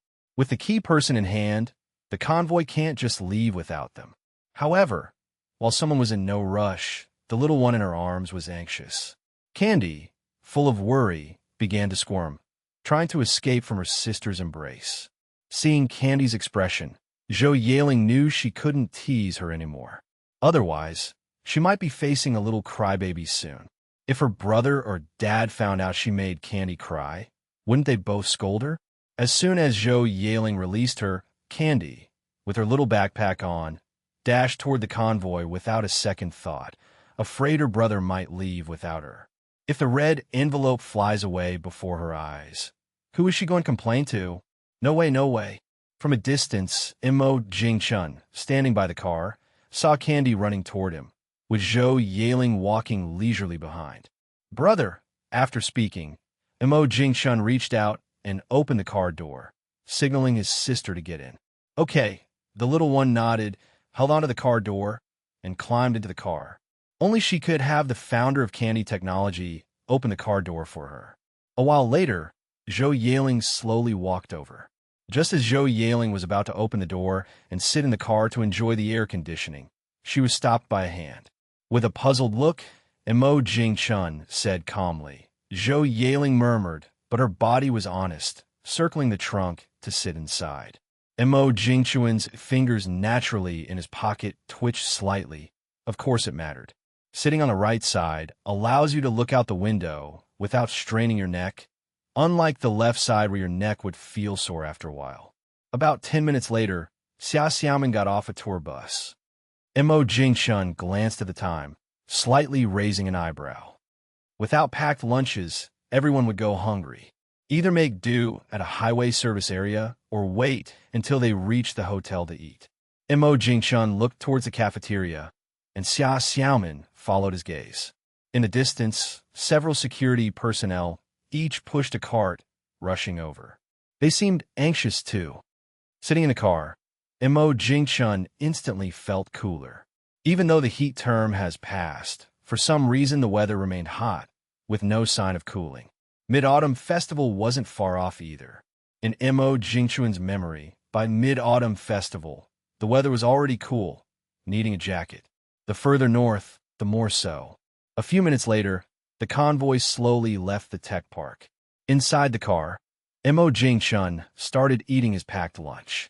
Feeling his sister's gaze, Mo Jingchun said nothing, silently giving his chicken leg to her. What choice did he have? She was his sister. If he didn't spoil her, who would? There could be many chicken legs, only one sister at any time. The little one took a bite, then gave the leg back to Mo Jingchun.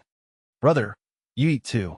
Mo Jingchun struggled to control his right hand, though his face muscles twitched a bit, finally sighing lightly. When did it start? Often eating leftovers. By 7 in the evening, the convoy had been on the highway for over an hour. The sun had set, but the sky hadn't darkened yet, though it was about to. Just then, Candy, sitting in Mo Jingchun's lap, suddenly shouted, "Planes! Planes!" Mo Jingchun, eyes closed, opened them and looked up out the window. Indeed, there were planes. And they were 5 fighter jets, though he couldn't tell the model. After speaking, Mo Jingchun closed his eyes again. Just fighter jets, though 5 flying together wasn't common. It wasn't unusual either. Many people knew there was a military airport in the neighboring city. As Mo Jingchun was about to fall asleep, Candy shook him awake again. Mo Jingchun wondered if he and his sister were mismatched in terms of fortune. Mo Jingchun looked up again, not speaking. His furrowed brow indicated he was thinking. The speaker was Xiaofixia, who, being able to fly planes, was naturally more sensitive to planes than others. Mo Jingchun glanced at his watch, lightly tapping his knee with his fingers. Meanwhile, Candy lost interest watching the planes disappear into the clouds. Exactly 15 minutes later, Mo Jingchun looked up out the window. Mo Jingchun looked up at the sunroof. 3 fighter jets flew in a triangular formation. Though he still couldn't tell what model they were, these 3 were clearly different from the previous ones. Mo Jingchun pondered. Could there be a large parade for this year's National Day? Mo Jingchun understood lone wolf's meaning. Parades typically occur every 5 or 10 years. According to tradition, this year's National Day might indeed feature a large parade.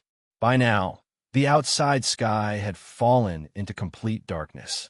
The highway was flanked by barren mountains, not a light in sight. In the car, Mo Jingchun controlled Candy's phone, mainly to prevent her from getting dizzy from playing and then carsick. Zhou Yaling, who tended to get carsick, had unknowingly fallen asleep leaning against the seat. Mo Jingchun was awakened by someone calling him. He woke to find rainbow lights outside. They had arrived at the hotel. Mo Jingchun took out his phone and glanced. It matched the expected arrival time. 23:23 p.s. Thanks to Hongming, Purple Lotus, Azo, and Lawang Qingshui for the rewards and support. Chapter 481, The Unbeatable Divine Artifact. Chapter 481. Chapter 481. The Unbeatable Divine Artifact, that's right, it's rafting, known as the #1 rafting spot in East China. It's said to be 8 kilometers long and takes over 2 hours to complete. Fun and thrilling. Most importantly, this rafting trip is fully sponsored by Su Pengfei and Li Wanning. With such a good opportunity for a free ride, why not take advantage of it? With such a commotion, the little fellow lying on his lap still hasn't woken up, or maybe he just pretends not to be awake. When Zhou Yaling finally carried Candy out, Imo Jingchun gasped. His leg was numb, felt like it wasn't even his own anymore. The only sensation was a bunch of tingling, numb spots constantly vibrating. After a while, Imo Jingchun finally got off the vehicle, carrying his leg. Xia Xiaoman had already gone inside to coordinate with the hotel, and Zhou Yaling went in with Candy, who may or may not still be sleeping. Around them, besides the bodyguards, only 2 people remained, Li Xuanyu and Wei Luxue. If there weren't so many people, especially with the senior sister there, Li Xuanyu couldn't have resisted going up to support Imo Jingchun. Imo Jingchun waved his hand, grinning. It's really not a big deal, though I seem to recall that strokes have similar symptoms, Wei Luxue said astonishingly. Stroke. Imo Jingchun couldn't help twitching his mouth. At this moment, Wei Luxue magically pulled out 2 lollipops. Watching Wei Luxue and Li Xuanyu eat the lollipops, quietly watching him on the side.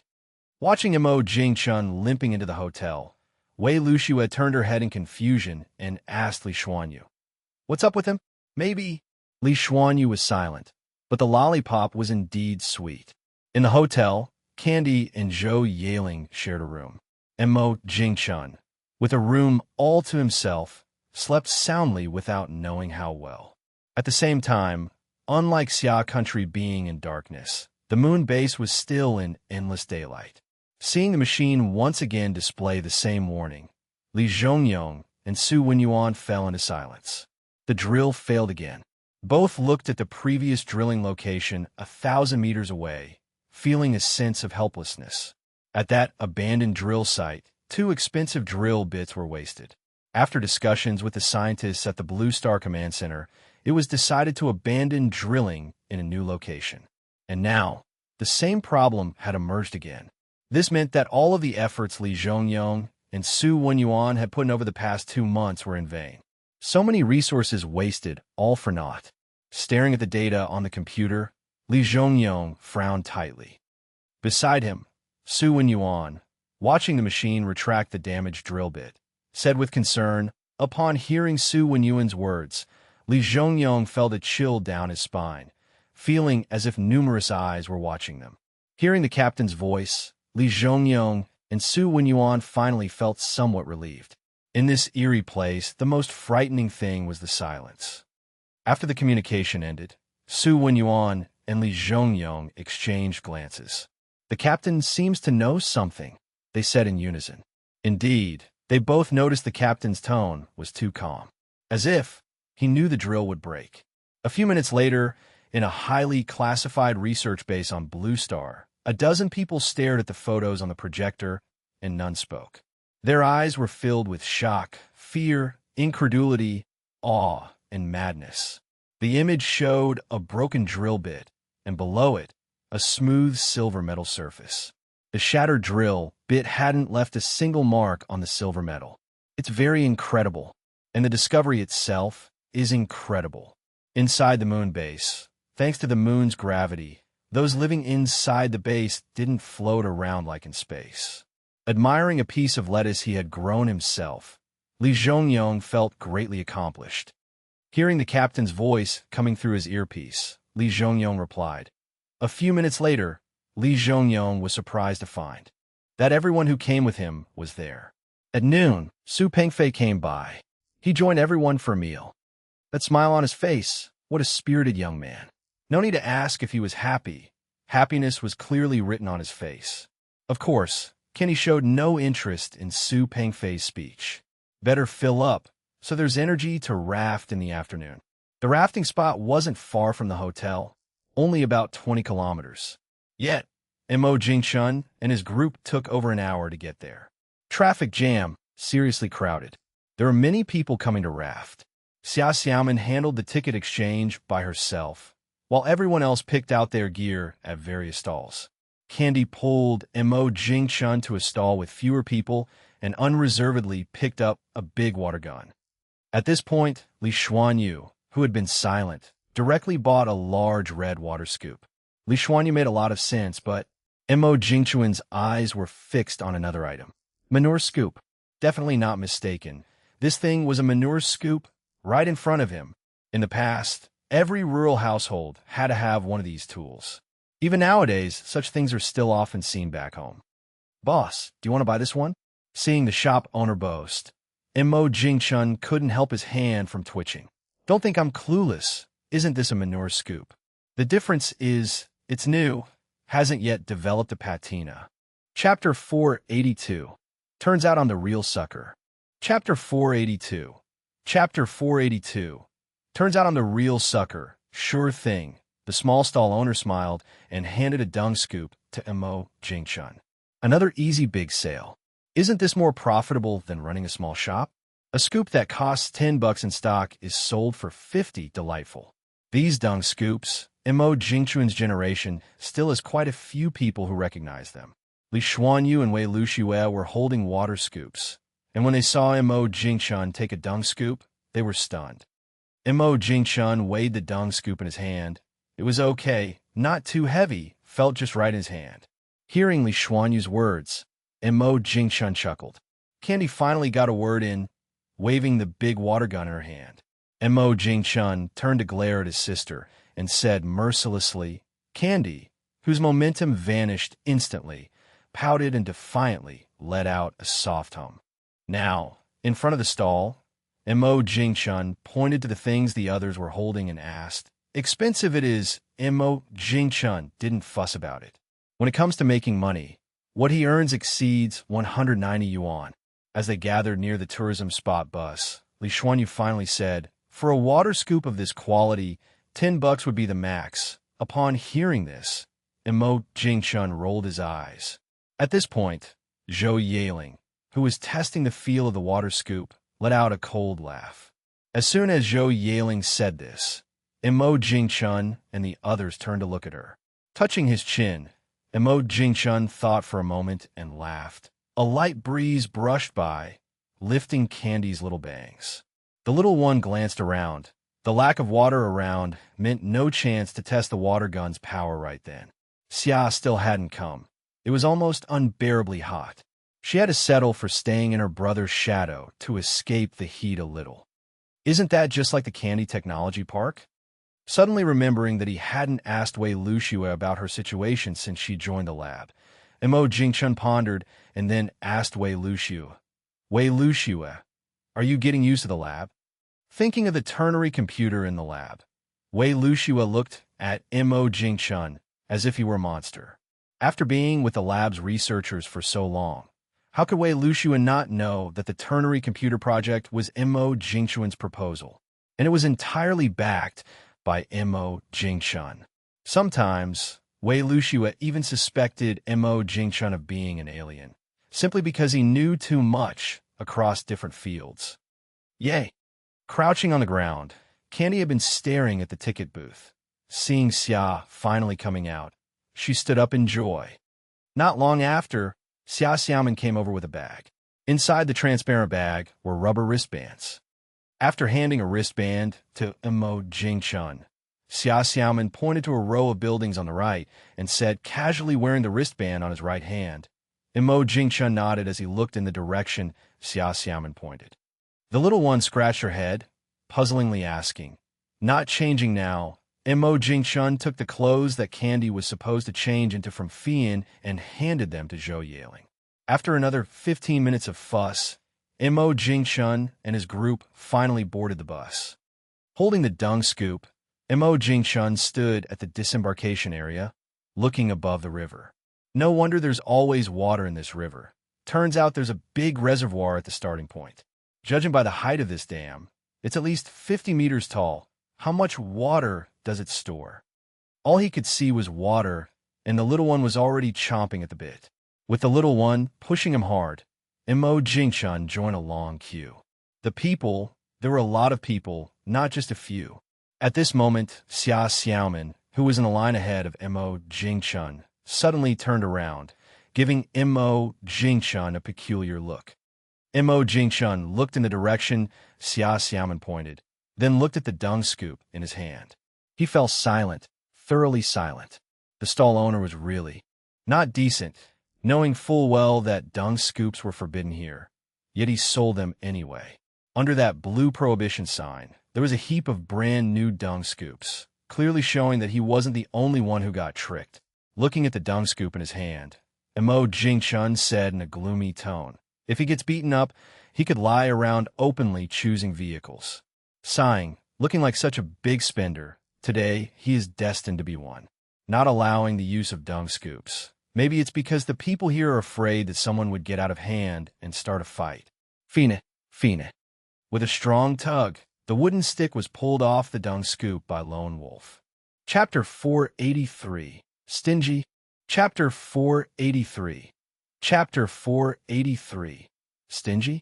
Under the astonished gaze of the ticket inspector, Mo Jingchun walked in proudly holding a muckrake. Candy was even more outrageous. The turnstile was totally useless to her. She bent down and just walked through. The ticket inspector only glanced at her and didn't pay any attention. 2 meters tall, he might as well eat the turnstile. The little girl used all her strength to tug at the raft. On the side, Mo Jingchun clasped his hands together, quietly watching and not saying a word. It was only Li Xuanyu who couldn't stand it and gave this elder brother a glare, stepped forward, and helped carry the raft. Mo Jingchun shrugged. The little girl could only fool Li Xuanyu. The raft wasn't heavy at all. Didn't she see Zhou Yaling happily watching Candy perform from the side? With a splash, the raft was tossed into the water by Li Xuanyu. Mo Jingchun didn't delay. Holding his slippers and the broken muckrake, he was the first to sit on the raft. After Candy got on the raft, Zhou Yaling was also eager to get on, but was held back by a hand. Wei Luxue gave her a look and whispered in Zhou Yaling's ear. Zhou Yaling was startled, looking at Li Xuanyu, and then at her big brother. Really? While Zhou Yaling was in a daze, Wild Wolf and the others tossed the rafts one by one into the water. They had no intention of waiting for her, and Wild Wolf and the others quickly got onto the rafts. Soon, after sitting on the raft, Zhou Yaling murmured to herself. Zhou Yaling seriously doubted if she was the last one to find out among the group. Suddenly, a maniacal laugh echoed, prompting Zhou Yaling to instinctively close her eyes. Zhou Yaling shouted through gritted teeth, wiping the water off her face. Just as Zhou Yaling was about to retaliate, Candy's raft was hooked by a staff member and then pushed into the slide. Sister, see you later. Wow. Feeling the weightlessness, the little girl clung tightly to Mo Jingchun's clothes. Mo Jingchun grimaced in pain. Fortunately, the first slide wasn't too far. Mo Jingchun rubbed his thigh, looking at Candy with a face full of gloom. That look, that tone, made Li Xuanyu sitting opposite Mo Jingchun burst into laughter. The next second, laughter was all around, and following it was water. Damn! Surrounded. It's time for outsiders to feel the power of unity. Mo Jingchun yelled, and everyone who came down afterwards swiftly joined the battle. Over 100 people. They scared those earlier with liveliness. Especially those dozen or so burly guys with wide grins, for whom the water scoops seemed like a power pump. Candy, holding the water gun, already had her eyes closed and ears covered. Too frightening. This wasn't a water fight. This was buckets of rain pouring down. Completely soaked, Xia Xiaoman helplessly called out. Xia Xiaoman's words were effective, or rather, everyone gave face to the boss. The rain stopped, and Wei Luxue and Zhou Yaling silently used their scoops to drain the water from the raft. Turns out, this is the correct way to use a scoop. After the earlier experience, Candy, with a water gun in hand, dare not cause trouble anymore. Too scary. The raft bumped left and right, sliding quickly downward, and Mo Jingchun held on tightly to the handle. The little girl sat in the middle of the two, firmly secured by their large legs. Even so, the little girl still tightly gripped her brother's clothes. Indeed, as long as you're in the water, the weather doesn't seem so hot anymore. Passing through a puddle, Candy watched her beloved Donald Duck slipper drift further away. Mo Jing-chun just glanced and laughed, saying, as soon as he finished speaking, the raft Mo Jing-chun was on floated away again. Over 2 hours later, they finally reached the end of the drifting. The little girl stood on the shore with one slipper, waiting for the other one. She didn't have to wait long before Fian came over holding Candy's slipper. Feeling her lost slipper regained, the girl squinted in happiness. Candy nodded. The rafting time was joyous, and at night, Mo Jing-chun, exhausted, fell asleep upon hitting the bed. Like Mo Jing-chun, everyone was tired from a full day of play, and most had gone to sleep early. Normally quiet, the village was especially lively these 2 days. Looking around, the entire plain was all rice fields. The rice in the fields had long sprouted heads of grain.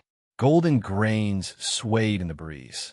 As soon as Mo Jing-chun and his group arrived, the locals not only set off fireworks to welcome them, but also invited them directly inside to take a seat. At the round table, Mo Jing-chun looked at Zhou Yaling like she was a fool. Are you silly? Zhou Yaling shrugged, but didn't argue. Candy, sitting on the stool, played with the balloon in her hand, somewhat bored. All right. Watching his sister look bored as she lowered her head to play with the balloon, Mo Jing-chun's mouth subtly curved. Little one, brother can see through your little schemes. Just after a red envelope, right? Originally, Mo Jing-chun asked Su Pengfei to give a symbolic 100, but was outright rejected by Su Pengfei. After some discussion, they finally settled on 500. In Su Pengfei's words, less than 500 felt inappropriate. Once Zhou Yaling asked this, everyone at the table curiously looked over.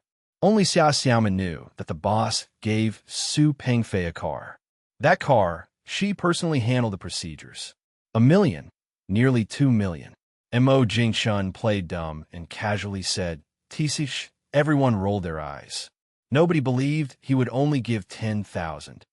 Candy, who was bored with a balloon, happily raised her hand. Wei Luxua casually pulled out a lollipop, tempting her, saying, Oh, P.S. Thank you to Hongming Purple Lotus and Smiling Eyes for their rewards and support. Chapter 484, The Wedding. Chapter 484. Chapter 484. The Wedding a car? Everyone suddenly understood. Of course, with the boss's personality, how could he be stingy? To be impressive, this car probably costs over 1 million.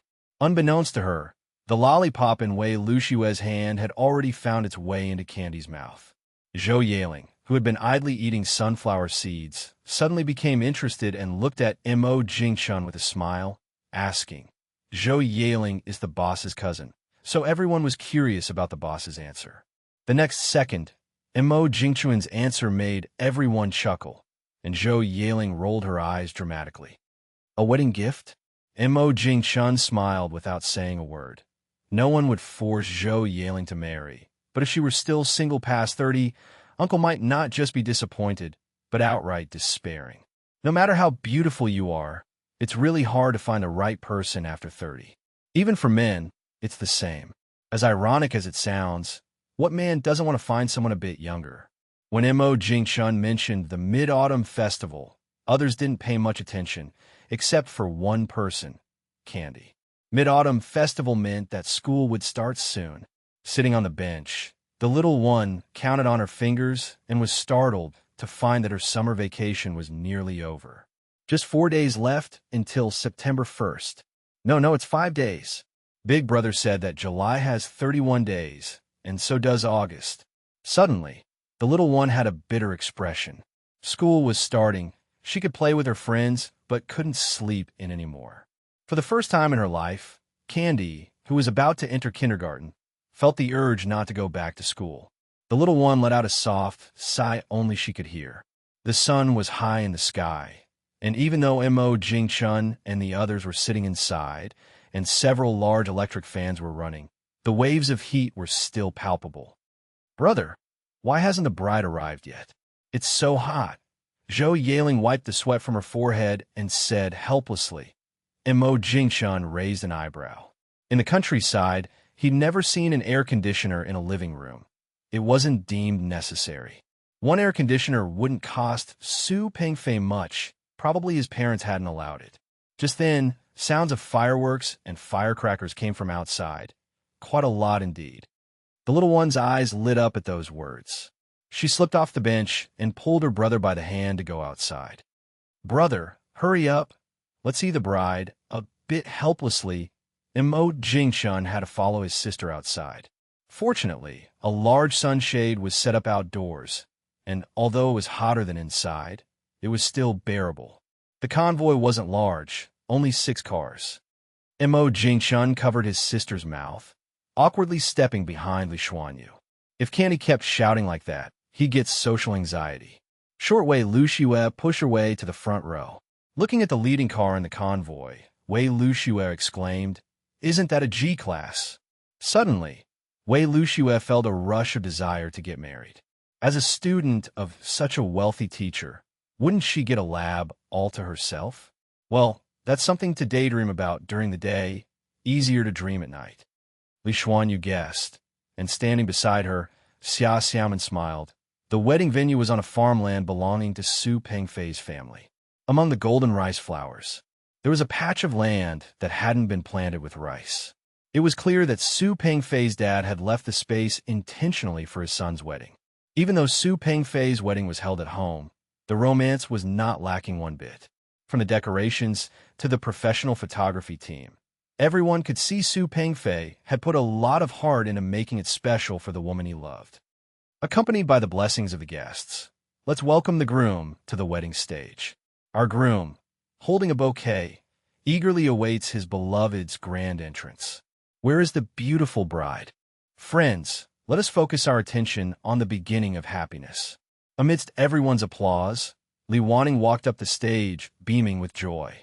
Below the stage, Imo Jingchun was invited to sit in the guest section.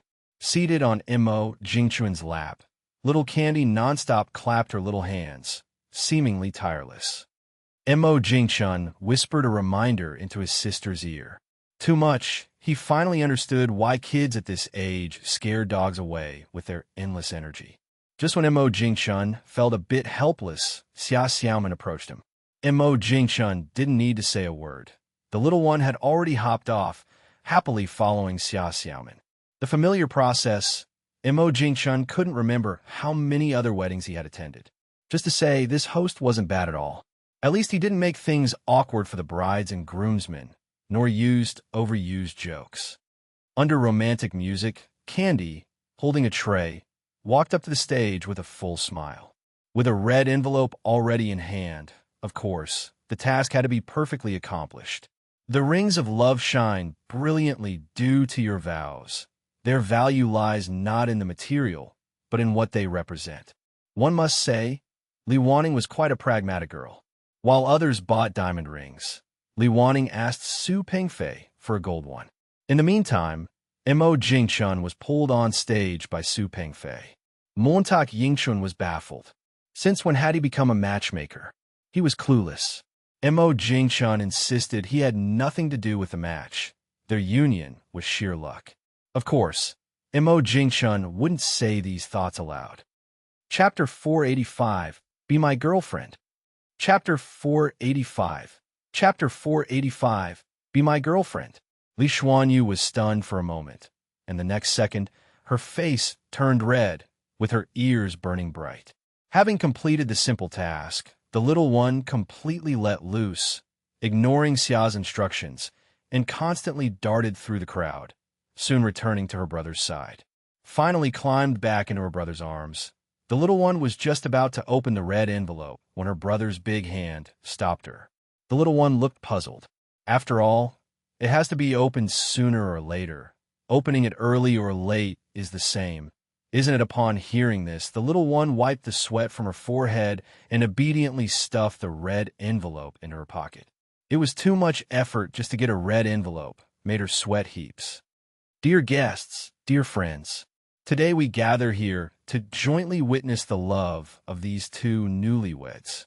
To spread their happiness, the bride will toss the flowers in her hand to everyone. And there's an old legend saying that whoever catches the bride's bouquet at a wedding will be the next happiest one to get married. We invite all unmarried happy girls and boys over 18 years old present.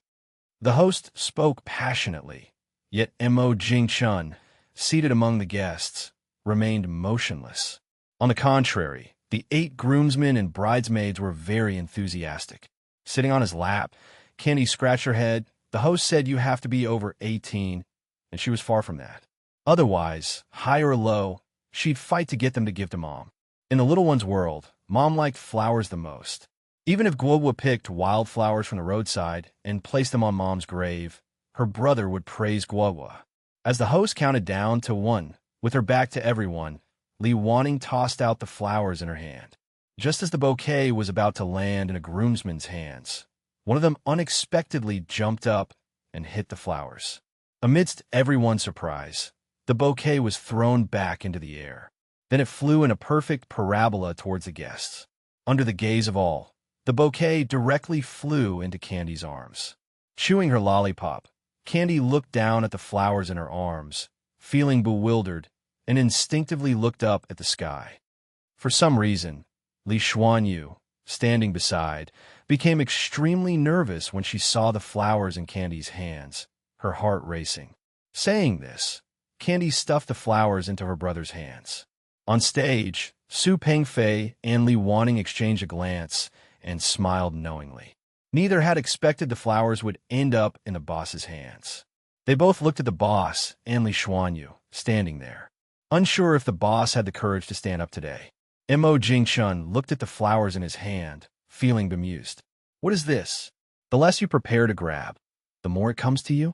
Or perhaps this is fate. Taking a deep breath, Mo Jingchun patted Candy's shoulder. Candy pouted in dissatisfaction, having just given him a bouquet. So soon he wouldn't let her sit for a while longer. Although a bit unhappy, Candy still jumped down from her brother's lap by herself.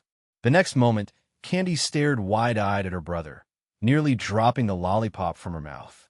Under the eyes of everyone, Mo Jingchun knelt down on one knee with a smile, holding the bouquet. At this moment, Mo Jingchun was incredibly nervous, his hands shaking. Though he'd seen many big scenes at this moment, he too was very anxious. Truth be told, Mo Jingchun wasn't quite prepared for the confession, just afraid of being rejected. Likewise, Li Xuanyu was completely baffled at this moment, her mind stopping entirely. This was the scene she had always fantasized about, but when it really happened, her mind went blank. Hearing Wei Luxue's urging and feeling the pain in her waist, Li Xuanyu finally came to her senses. Li Xuanyu seemed to have moved through a century, when actually it was just 2 or 3 seconds. Beside Mo Jingchun, Candy covered her eyes shyly, peeking. Through her fingers, someone started chanting, and the atmosphere instantly hit the peak. Seeing Li Xuanyu shyly accept the flowers, Su Pengfei chuckled on stage and handed the microphone back to the host. Sometimes, someone just needs to push a little from behind. At noon, after everyone enjoyed the feast, Su Pengfei and his wife drove everyone back to the hotel. On the tour bus, Zhou Yeling kept muttering, "It's a good thing that her brother has a girlfriend now. But why was she pulled onto the tour bus?" Instantly, Zhou Yeling's gossiping mind piqued with curiosity. She always thought Li Xuanyu and her brother were college classmates, but they already knew each other in high school. What? Seeing Zhou Yeling's expression, the clever way Luxue knew Zhou Yeling wasn't aware of this. Didn't know, right? Zhou Yeling looked surprised, as in her impression, her brother always ranked first in grade exams, without exception. Little did she know, secretly he was the eternal runner-up. You mean, take Chinese essays, for instance. On the other side, Li Xuanyu and Mo Jingchun sat in the car, still feeling a bit awkward, until the little one checked her left pocket and then her right pocket. Ow, wow, suddenly burst into tears. Chapter 486, Candy, My Red Envelope is Gone. Chapter 486. Chapter 486, Candy, My Red Envelope is Gone. What's going on? Mo Jingchun looked at Candy, who suddenly burst into tears, utterly baffled. Those tears flowed like they were free of charge. If Candy knew what Mo Jing-chun was thinking at that moment, she would definitely cry and say that these tears were bought with money. Sitting next to her, Li Xuanyu rolled her eyes at Mo Jing-chun. A child crying must have a reason. Otherwise, how could a naturally playful little cutie suddenly start crying? Especially such an obedient and adorable little Candy. In Li Xuanyu's impression, the little one hardly ever cried. Otherwise, those teachers at school wouldn't have been so tolerant of a little one disrupting class. If someone causes a disturbance in class, any teacher would feel uncomfortable. The difference is that some teachers would give a reminder, while others might just frown at the time and report it to the counselor afterward. Li Xuanyu asked gently, making the little one immediately look at her. Wah red packet. Guobu's red packet is gone. Wah. Watching his sister's pitiful expression, Mo Jing-chun couldn't help but find it amusing despite the headache. He told her to leave it with him for safekeeping, but she didn't trust him. Now look what happened. There's not even a cent left from the 100. All right, don't cry. Hearing Mo Jing-chun say that, Li Xuanyu covered her mouth, laughing. The little one briefly stopped crying and looked at her brother, then turned to her sister. The next second, she couldn't hold back her tears again. Well, what's not the same? Worthless card? Mo Jing-chun couldn't help but twitch at the corner of his mouth. That's a no-limit black card. As long as your brother's company doesn't crash and burn, you can keep using it. Besides, he did put the red packet money on this bank card. What was going on today? Could it be that receiving a bouquet from the sky used up all her luck today, causing the red packet to get lost? Otherwise, with Candy's luck, how could the red packet disappear? Plus, the dozen or so bodyguards constantly around her didn't even notice. It all seemed to have an air of mysticism. Seeing his sister still crying, with even Li Xuanyu unable to soothe her, Mo Jing-chun felt a bit helpless. Being cute is one thing, but how is she also a little drama queen? Those tears can stop when they want and flow when they wish. Sometimes, Mo Jing-chun truly wanted to ask Candy how she managed to control her emotions so freely. The little one snuggled into Li Xuanyu's arms, growing increasingly angry and sad as she thought about it. She had waited so long and barely got her brother's agreement not to hand over the red packet. But then it was lost. Gone just like that. At this time, Xiaophixia in the driver's seat and Lone Wolf in the passenger seat exchanged a quick glance but didn't dare to say a word. They genuinely hadn't seen Candy's red packet. Xiaophixia had a slight suspicion. The little one probably lost it while weaving through a crowd. In a crowd, the little one could maneuver through gaps, but they couldn't, and the feet of the crowd created blind spots in their vision. The chances of losing it at any other time were minimal. Whether eating or chatting while seated, everyone around was a colleague from the company. Practically everyone who came was a company executive, and no one would risk offending the one person in the company nobody could afford to offend over a red packet. It's just like that widely spread phrase within the company. If you offend the boss, you might lose your bonus and year-end bonus. But if you offend Candy, you might as well lie flat. The boss might not say anything, but the person who offends Candy will face an industry blockade. So, tell me, what do you want to buy with that red packet?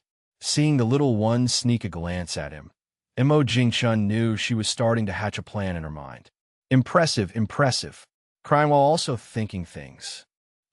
Worthy of being my sister, so smart since childhood. Mo Jing-chun pulled the little one into his embrace, pinching her teary face. Under Li Xuanyu's puzzled gaze, he chuckled and asked. Instantly, her tears stopped, and she wiped them away herself. Beside her, Li Xuanyu watched as Candy switched moods now and then, feeling a bit bewildered.